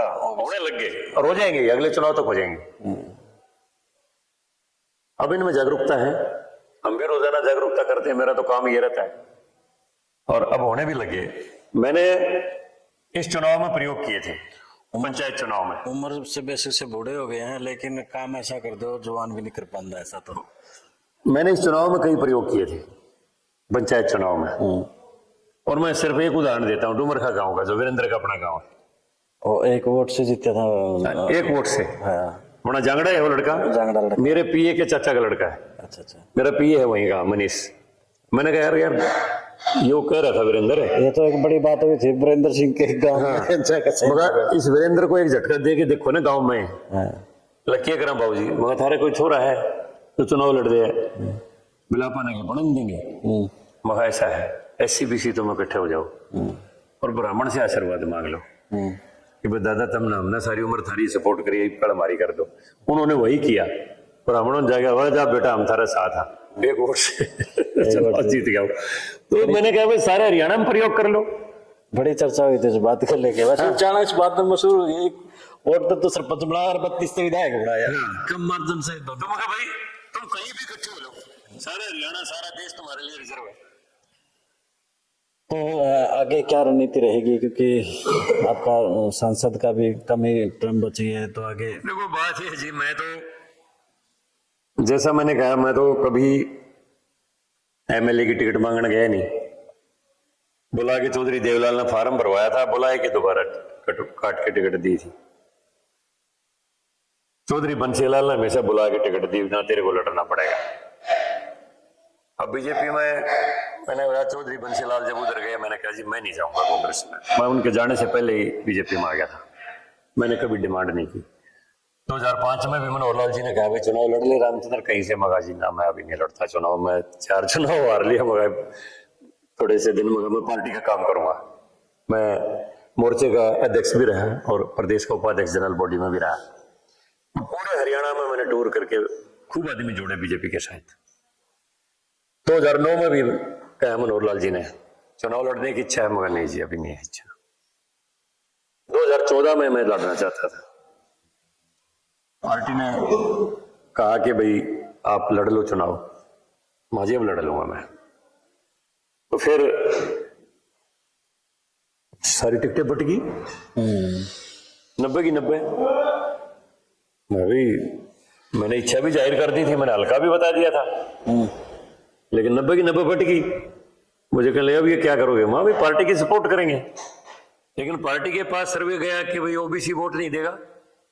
एक ही लीडर था हमारे पास, रामचंद्र जांगड़ा, उसको टिकट दी नहीं। तो मेरा भाग्य ऐसा रहा कि मुझे फिर बुलाया, अमित शाह जी ने उस समय राष्ट्रीय अध्यक्ष थे, और मुझे फिर गोवाना से काट के टिकट दी, बदल के। पहले जयसिंह की टिकटों के मामले में तो बड़े लक्की रहे हो। तो गोवाना से मुझे काट के टिकट दी, बदल के दी। तो बाद में चुनाव तो हार गए कि वो अगर डायरेक्ट सीधी टिकट मिलती मैं चुनाव जीतता। हाँ, क्योंकि वो लेकिन अब कुछ तो वर्ग उसके भी आदमी थे, उनमें तो रिजेंटमेंट होना ही होना था। मैं हार के चुनाव 10-11 हजार वोटों से हारा, लेकिन 29,000 वोट पहली बार बीजेपी को मिली गोवाना में। 72 से ऊपर नहीं मिली थी, 7200 से ऊपर कभी नहीं मिली थी। हाईएस्ट वोट 7200 थी, लता सिंह सैनी को मिली थी। तो उसके बाद मनोहर लाल जी ने चेयरमैन बना दिया पिछड़ा वर्ग कल्याण निगम का, और मैं गोवाना में ही बैठ गया। मैंने 1,000 करोड़ रुपया मनोहर लाल जी के से रिक्वेस्ट कर करके और मंत्रियों से और से करके गोवाना के विकास पर लगवा दिए। और ये हो गया लोगों में कि अब की बार तो फार्म भरना है। रामचंद्र जांगड़ा ने घर बैठे चुनाव जीतेंगे, सूत आ गया, रविंद्र शर्मा आ गए, फिर टिकट कट गई। फिर मेरे को कहा भाई चुनाव लड़ो, इंडिपेंडेंट लड़ लो। नहीं भाई, मैंने निर्णय कर रखे है, अब मैं पार्टी के साथ रहूंगा, जो कुछ भी हो, मिलो ना मिलो, कुछ हो, मैं पार्टी के साथ रहूंगा, सपोर्ट करूंगा, दिल से करूंगा, आत्मा से करूंगा। जो मिलना जुलना मैंने मैं जिंदगी में बहुत कुछ देख लिया। आगे जब प्रबल होगा, समय जब आएगा, अपने आप हो जाएगा। ओबीसी को लेकर के सीएम साहब को भी कहा जाने लगा जब से ये भाई पुनवाड़ा मामला हुआ है कि सीएम कहने के लिए ओबीसी वर्ग का है, लेकिन उस तरीके से उनकी नहीं चल पा रही है। तो ये तो ओबीसी को ताकत दे करके और ताकत छीन ली गई है। नहीं, ऐसी बात नहीं है। देखो, सीएम तो सीएम होता है, ताकत भी सीएम के पास ही होती है। तो कुछ लोग चला देते हैं भाई, वो तो मनोहर लाल की चल रही है, उसकी चल रही है, उसकी चल रही है। चलती तो सीएम की अपनी ही है, ऐसी कोई बात नहीं होती है। और नायब सिंह सैनी पहले मंत्री भी रहे हैं, उनका अनुभव भी है। पहले मंत्री के तौर पर भी अच्छा काम किया उन्होंने, जब वो रोजगार मंत्री थे, श्रम रोजगार मंत्री थे। बहुत अच्छा लोगों तक सुविधाएं पहुंचती थी, जब उनके बाद कभी पहुंची भी नहीं। लेकिन मुख्यमंत्री का पद और ज्यादा बड़ा होता है, बड़ा सेंसिटिव सा मामला हरियाणा में हो गया। इसमें बड़ा शांति से देख के विचार करके चलना पड़ता है। तो लोगों में होता है यार फास्ट नहीं चल रहा, इतने साहसिक निर्णय नहीं ले रहा, कुछ वो नहीं हो रहा। लेकिन ऐसी कोई बात नहीं है, वो काबू कर लेंगे। वैसे तो चर्चा करने के लिए बड़ी बातें थी और बड़ा मन भी लग रहा था, लेकिन टाइम की भी एक बॉन्डिंग होती है। अंतिम सवाल, पहले भी आप उस बात को लेकर के कह चुके हैं, सद्भावना यात्रा जो कि चौधरी वीरेंद्र सिंह के बेटे चला रहे हैं, पहले आपके ही आए थे और ये कह के आए थे कि कांग्रेस में बड़ा भ्रष्टाचार है, 100 करोड़ रुपए दे करके राज्यसभा में बनती है। अब फिर उसी कांग्रेस में जा करके फिर बीजेपी को के ऊपर आरोप प्रत्यारोप, क्या कहेंगे? देखो, बात यह है जी, जहां तक सद्भावना का है मामला, हम तो चाहते हैं हरियाणा में सद्भावना आए, आत्मा यही चाहती है हमारी। तो हमारे लीडर हैं, मोदी जी ने भी यही कहा है कि देश चलेगा सबका साथ, सबका विकास, सबका सम्मान, सबका विश्वास, सबका प्रयास। हरियाणा में भी मनोहर लाल जी ने यही कहा, भाई हरियाणा एक, हरियाणवी एक के माध्यम से ही हम सरकार को चलाएंगे, कोई भेदभाव नहीं रहेगा, किया भी नहीं है। और मेरी तो आप शुरू से ये है कि भाई जाति के आधार पर निर्णय करना सबसे बड़ा पाप है। योग्यता को अधिमान दिया जाना चाहिए, जाति कोई भी हो। तो अगर वीरेंद्र सिंह सद्भाव ला सके तो मैं तो उनको बधाई दूंगा, भाई सद्भाव ला दे। हरियाणा जैसा सद्भावना का प्रदेश हिंदुस्तान में कोई नहीं था। हम सुनते थे बिहार में यादवों के गांव पर ठाकर का गांव चढ़ गया, या जाटों के गांव पर यादवों का गांव चढ़ गया, जाटो वहां चमार को बोलते हैं। लेकिन हरियाणा में कास्टवार नहीं थी। हरियाणा में तो जैसा मैं स्टेज पर कहता हूं भाई, ना ही सबके रिश्ते तय कर देता, कितने तलाक नहीं होता था। खाती की खातर में सबके ओके बाजिया करते, लोहार कारण पर बाजिया करते। दर्जी 1 महीने पहले आके बैठ जाता घर में कपड़े सिलने के लिए, सारे घर के उसके भरोसे घर छोड़ के चले जाते खेत में, वो अपना घर में अकेला कपड़े सिलता रहता। कोई मिस्त्री आ गया घर में, वो काम करता रहता, घर वाले खेत में जा रहे हैं, कोई चिंता नहीं, घर उनके भरोसे चल रहे हैं, कोई चोरी हो जाएगी या कोई हेरा फेरी हो जाएगी, कुछ नहीं। जब शादी आती तो न्योंदा निंदार थी, वो न्योंदा डाल देते, उन्हीं से खर्चा, कोऑपरेटिव बजट था ऑलरेडी निर्धारित। पान तेल परिवारों के थे, उनके माध्यम से पारिवारिक माहौल सद्भावना का बना रहता। लाना के कोल्लू चलते, 20 किसान इकट्ठे होकर अपना कोल्लू गाड़ लिया, सब में बराबर गुड़ बांट लिया, बराबर बारी आ गई। हरियाणा नायाब प्रदेश रहा है और ऐसा ही होना चाहिए इस हरियाणा को। अगर उसमें वीरेंद्र सिंह कुछ सहायता कर सके, सद्भावना ले आओ, तो मैं तो उसको बधाई दूंगा, भाई सद्भावना ले आ। तो लेकिन वीरेंद्र सिंह भी इंट्रोस्पेक्टिव आदमी होना चाहिए। उनकी तरफ से भी एक दो बार बयान ऐसे आए, हालांकि मेरी उनकी बात भी हुई थी कि चौधरी साहब ये क्या बयान दिया भाई, मैं तो इस दिल्ली की कोठियों पर ये नेम प्लेटें देखना चाहता हूँ। तो उन्होंने बोला मैं तो यूँ चाहूँ था भाई मेरे वर्ग को लगे भाई बीजेपी में हमारा को बोलनी है, मैं बीजेपी तो सबके लिए है, बीजेपी में ये बात सोचने की जरूरत ही नहीं। जब आप घर में 3 आदमी हो और तीनों को बीजेपी ने बढ़ा दिया, केंद्र में मंत्री इस्पात मंत्री रहे, राज्यसभा में लिए, घरवाली भी एमएलए बनाई, छोरा भी एमपी बनाया। ये सवाल कौन बनेगा करोड़पति में पूछा गया था कि ऐसा देश का वो बताओगे अगर मैं 3 बत्ती कहाँ है, तो वीरेंद्र सिंह। मगर फिर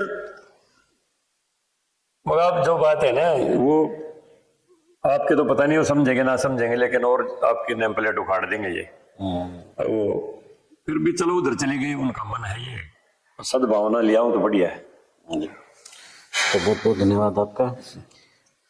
तो बीच में एक और मेरे दिमाग में स्लिप हो गई थी, एक वर्ग आप कुछ कह देते हैं वो बड़ा भड़क जाता है, क्या बात है कि आपके एक बयान से वो तिलमिला जाते हैं और कह देते हैं कि एक और राजकुमार सैनी पैदा हो गया है यहाँ। नहीं, वो कुछ आदमी है, वर्ग नहीं है पूरा, कुछ आदमी है जिनकी सोच सामंती है।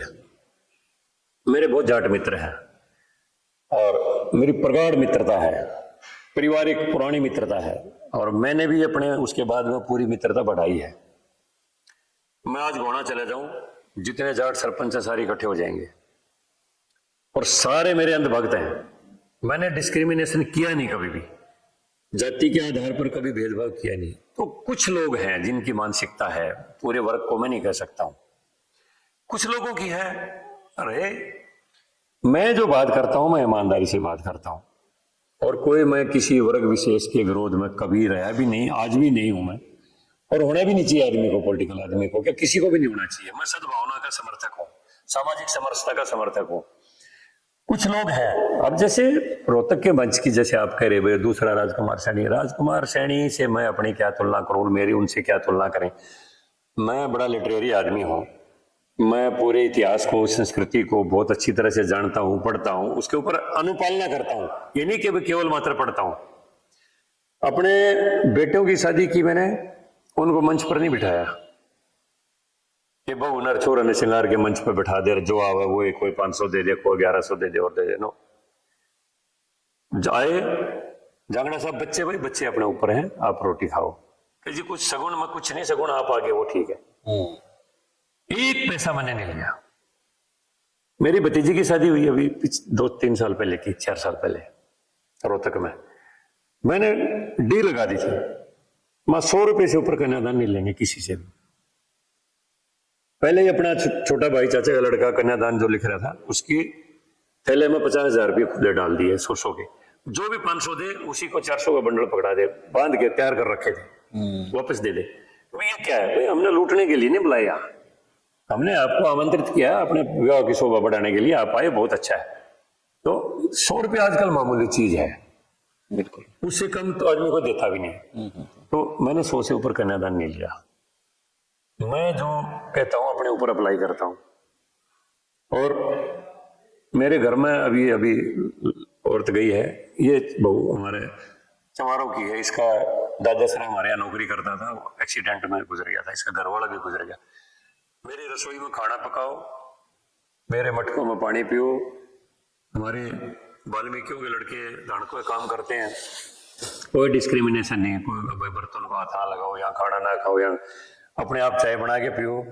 मैं चंडीगढ़ था, ये सुरेश जी भट्ट इनको पता है, मेरी रसोई में घी का पीपा भरा रहता था, कोई आओ खाना बनाओ खाओ, खुद कोई जाति वगैरह कुछ नहीं पूछता मैं कभी भी। तो मैं अपने ऊपर जो लागू करता हूँ उसी बात को कहता हूँ। अब कोई विशेष आदमी अगर किसी के दिमाग में कोई जहर है तो उनका जहर कोई निकलता नहीं मेरे से, और किसी से भी निकलता। वो घटियापन का जो होता है वो हर वर्ग में होते हैं, कोई नहीं कि एक विशेष जाति में हो, वो हर वर्ग में मिल जाएंगे ऐसे लोग। तो लेकिन मैं कहता हूं भाई, हरियाणा में जैसे मैंने कहा सद्भावना का प्रदेश रहा है, यहाँ कास्टवार नहीं थी। हरियाणा में 2 ही बार सबसे बड़ी वो हुई है, और दोनों बार आरक्षण उसका माध्यम रहा है। 1990 में चौटाला जब प्रदेश का मुख्यमंत्री था, मंडल कमीशन की रिपोर्ट लागू हुई, विश्वनाथ प्रताप सिंह देश के प्रधानमंत्री थे, हरियाणा में आगजनी हुई। सोनीपत के डिपो में 250 बसें, खड़ी बसों को आग लगाई गई थी। कुरुक्षेत्र का टेलीफोन एक्सचेंज जड़ा था, कितनी किसी जगह लोगों के ऊपर एससीबीसी के लोगों के ऊपर हमले भी हुए थे, लेकिन फिर भी स्केल कम थी। लेकिन 2016 में तो कमाल ही हो गया। अच्छा, कभी हरियाणा में ये सैनी ऑटो वर्क्स है फूक दो, ये गोयल गारमेंट है फूक दो, ये अरोड़ा मेडिकल स्टोर है फूक दो, ये फलाना छोड़ दो। प्रकाश सिंह कमीशन की रिपोर्ट पब्लिश नहीं हुई, लेकिन मैं बिना कोई ऑथेंटिसिटी कोई बात नहीं करता हूं। मैं पार्लियामेंट लाइब्रेरी में गया, मैंने लाइब्रेरी में पूछा, भाई प्रकाश सिंह के ऊपर कोई बुक है आपके पास? जी कौन प्रकाश सिंह? मगा जो यूपी के डीजीपी रहे। जी है। मैं कहूं मुझे इश्यू करो। मैं ले आया। उसमें पुस्तक का नाम है unforgettable chapters in my life, पुस्तक का नाम है। मैंने उसमें पढ़ा, हरियाणा में 20,000 करोड़ की संपत्ति जलाई गई। 20,000 करोड़? 20,000 करोड़ की संपत्ति जलाई गई। 30 आदमी मरे, 1196 दुकान और शोरूम जले, और 400 के लगभग व्हीकल जले। और जो प्रदेश में जाति पाति के नाम पर जो वर्ग का बंटवारा हो गया, वो अलग सी बात है। मैं 1 मिनट आपको थोड़ा सा सब्र करना पड़ेगा, इसलिए मैं कहता हूं मैं कोई बात ऑथेंटिसिटी के बगैर करता नहीं हूं। वो अब सुनने वाले में अपना मादा चाहिए, मैं बगैर सबूत के कोई बात नहीं करता हूं। मैं आपको दिखाता हूं अभी।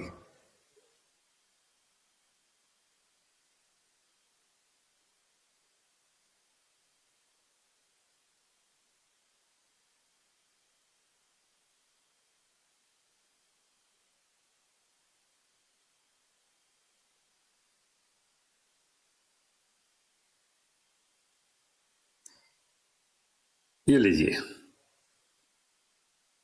ये प्रकाश सिंह कमेटी की रिपोर्ट है। The reservation rewards on unprecedented in scale, dimension and intensity. 30 lives were lost, and on a comprehensive estimate, property worth 20,000 crore was devastated.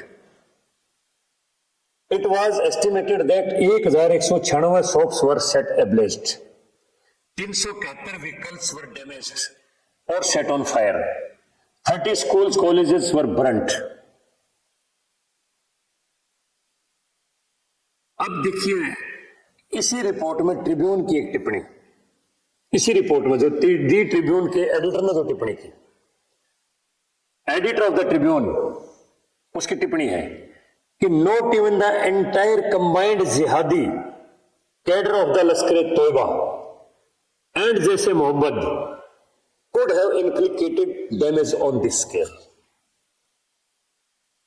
कि आज तक जिसके तोबर से जैसे मोहम्मद ने भी देश में इतना नुकसान किया इस स्केल के ऊपर जितना अब हुआ है, यानी कि तबाह कर दिया था एक प्रकार से हरियाणा। अब ना मैं जो कहते हैं ना भाई, रामचंद्र जांगड़ा ये कहता है, ये तो अब देखिए, the caste base of officers of different departments was reflected in inaction against rioters, connivance with the vandals, absence from the duty, desertion and abatement of the hooligans. The bias was conspicuous at the level of SDM, DSP, SHO. They could have been effective if they had used the available forces to contain the disturbances, but they preferred to look the other way. Polarization among the community. The Haryana society was completely polarized. There were Jats on the one side and the remaining communities on the other. These other communities gave the calls for unity of 35 brotherries on the caste basis. अभी officer जो involve थे, civil administration के 21 अफसर involve थे, police officer 59 involve थे, IAS officer 5 involve थे, IPS officer भी 5 इसमें इन्वॉल्व थे इनके अंदर, घटनाओं के अंदर। तभी तो इनका जो नुकसान था। तो मैं बिना कोई ऑथेंटिसिटी बात नहीं करता हूं, मैं ये रिकॉर्ड करवा के लाया, किताब लाया प्रकाशन की, उसमें ये सारी रिपोर्ट पब्लिश हुई। मैं किताब तो वापस जमा करवाया, लेकिन ये सारी की सारी there was quite a common one once the report was placed in the public domain the DGP has already been removed on my recommendations the additional chief secretary home PK Das was also as a follow-up department action SP 19 DSPs 14 inspectors 16 sub inspector 3 assistant sub inspector total 57 police officer IG and 12 DSPs और actually placed under suspension, ये हो जाते अगर वो report लगे। ये सारा उसने दिया है। और इसके पीछे किसका दिमाग था? मैं सीधा ब्लेम करता हूं भूपेंद्र हुड्डा को, सीधा ब्लेम करता हूं। उसके जो बहुत बड़ा उसका एड रहा वीरेंद्र सिंह बाणनेवाला, उसकी ऑडियो वायरल हुई थी कि हमने तो अपना काम तमाम कर दिया है, प्रोफेसर वीरेंद्र, भाई तुम भी कुछ करो। उसको क्लीन चिट तो दे दी थी कोर्ट ने पिछले दिनों। अब वो तो बाद में जो कुछ होता रहो, लेकिन मैं जो बात कर रहा हूं, मैं वैसे नहीं कर रहा हूं। मैं प्रकाशन कमीशन की रिपोर्ट आपके सामने मैंने पढ़ के सुनाई है। हरियाणा जैसा शांति का प्रदेश, हरियाणा जैसा भाईचारे का प्रदेश, हरियाणा जैसा स्वच्छ राज चिंतन का प्रदेश, जिसमें एक भाईचारा, सामाजिकता, एक दूसरे का सहयोग उसके संस्कारों में बचा हुआ, उस प्रदेश को क्या बना दिया इन लोगों ने अपनी राजनीतिक स्वार्थ के लिए। जो ट्रिब्यून में एक रिपोर्ट और छपी थी मुरथल को लेकर के कि किस तरीके से महिलाओं को लेकर के उस वक्त, हालांकि बाद में उस पर IG राजश्री को भी बिठाया गया था जांच के लिए, बाद में उस बात को लेकर मना कर दिया था। उसमें क्या कह रहे हैं प्रकाश? उसमें नहीं, उसको इसने कोर्ट ने किया, प्रकाश ने कोर्ट ने किया है, और किया भी है तो मैं आपको बताऊंगा भी नहीं, क्योंकि ये चीजें ज्यादा एक्सपोज करने की नहीं है बातें।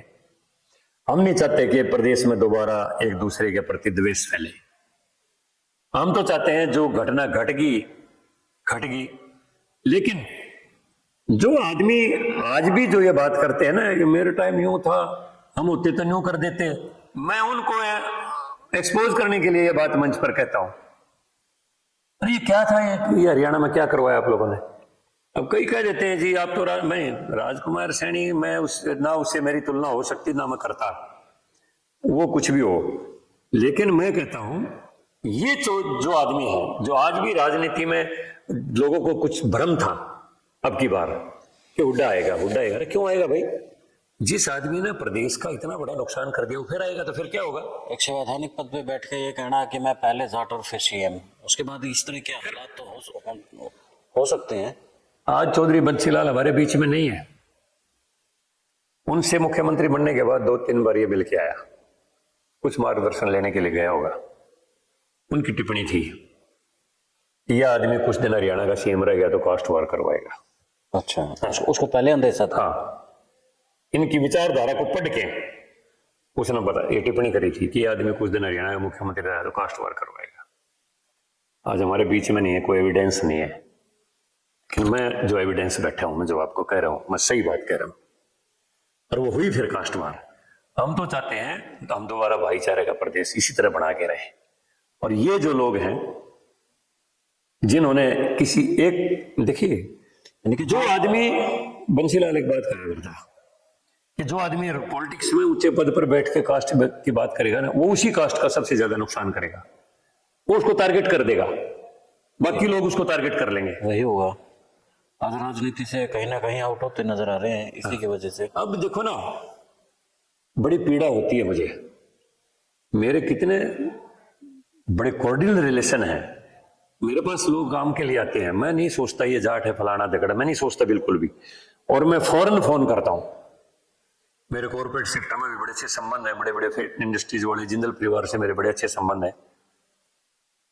तो मैं किसी का नाम नहीं लेता, लेकिन पर्टिकुलरली किसी आदमी से, ज्यादातर तो इंडस्ट्रीज बनी होती है, मैं फोन करता हूं, यार एक लड़के की बढ़िया क्वालिफिकेशन है और ये उसको एक नौकरी दे लगा ले, तो वो बड़ा पूछता है जाति क्या है इसकी।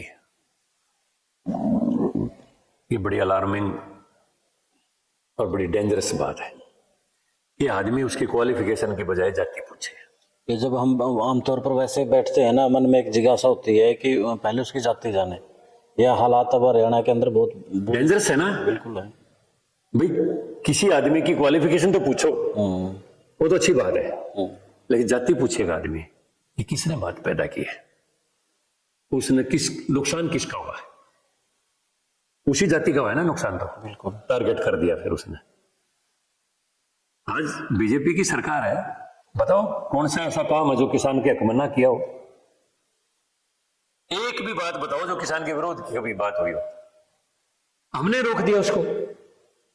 अब आपने विस्तार दे दिया बात को। कृषि कानून आए, कृषि कानून में जो अनुबंध खेती थी उसका एक निर्णय हुआ कि अगर कोई कॉर्पोरेट कंपनी किसान से अनुबंध करती है कि भाई तू ये खेती कर ले, ये बीज बोले,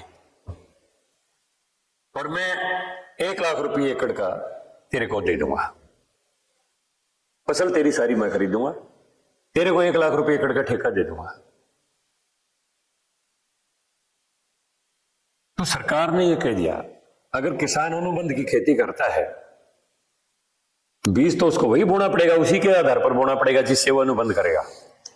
लेकिन अगर किसान को लगता है कि इस फसल को तू काट के बेच दे तो तेरे को 1 लाख की बजाय 2 लाख बच जाएंगे, तो किसान उस कॉन्ट्रैक्ट को कैंसिल कर सकता है।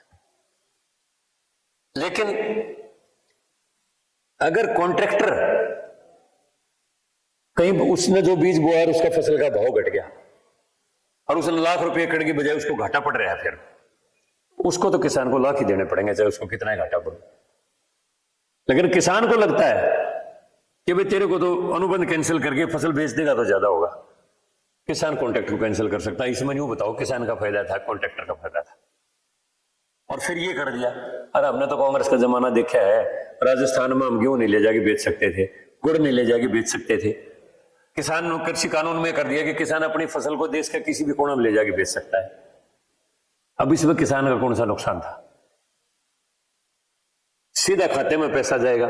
नुकसान तो उन सूदखोरों का था जो किसान को फसल का पहले ही मूल्य देके हैं और अगाऊ कहते मेरी दुकान पे गिरना पड़ेगा, ये पैसे ले, ब्याज के रुपये उसको जुड़ते जाते, 2 रुपये सैकड़ा, 3 रुपये सैकड़ा। इसलिए ये किया था भाई किसान को ब्याज के जो ये सौदागर हैं, सूदखोर हैं, उनसे पीछा छुटा के और किसान का खाता में सीधा फसल का पैसा डाल देंगे। अड़ती बीच से निकाल दिया। इसमें नुकसान किसका था? नुकसान अड़ती का होगा, नुकसान किसान का तो नहीं था, अड़ती का हो गया। पर उन कृषि कानूनों को हमने कैंसिल करवा लिया, उसके खिलाफ मूवमेंट चला के।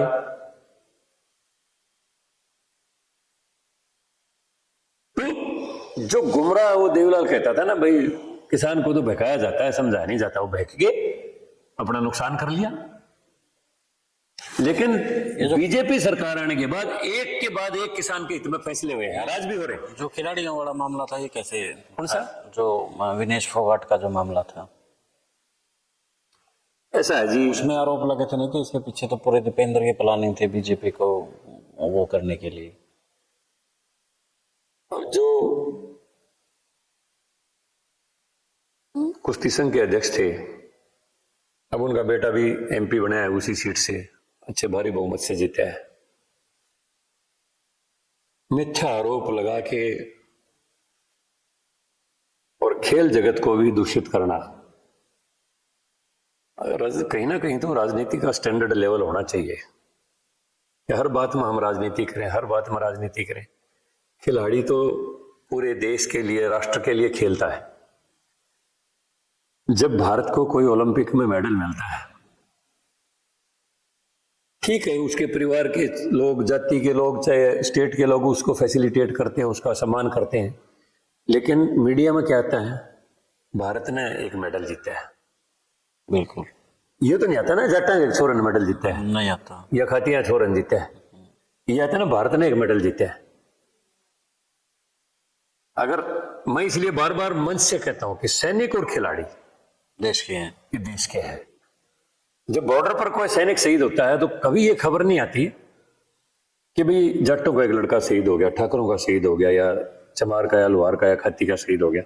ये आती है कि भारत माँ का एक सपूत आज शहीद हो गया, देश के लिए अपनी जान दे दी, भारत माता का एक लड़का। तो इसलिए सैनिक और खिलाड़ी तो देश का होता है। उसमें भी जो लोग राजनीति से प्रेरित होके और गलत अगर कोई परसेप्शन खड़ा करते हैं तो उनकी बुद्धि को भगवान ठीक करे बस। बहुत बहुत धन्यवाद आपका, बहुत टाइम ले लिया आपका। तो साथियों, यानी कि एक जाति के तौर पर किस तरीके से जांगड़ा साहब को पेश किया जाता है, और आज का लंबा इंटरव्यू भी इसलिए किया है कि सारी चीज़ें आपके सामने हो, कैसे जांगड़ा साहब ने संघर्ष किया, क्या कुछ नहीं किया, आप सब देख ही रहे हैं। तो कमेंट करके आप अपनी राय भी जरूर रखिएगा। फिर मिलते हैं एक नए चेहरे के साथ। बहुत बहुत नमस्कार, जय हिंद, धन्यवाद आप आए। जय हिंद, जय भारत, जय हरियाणा।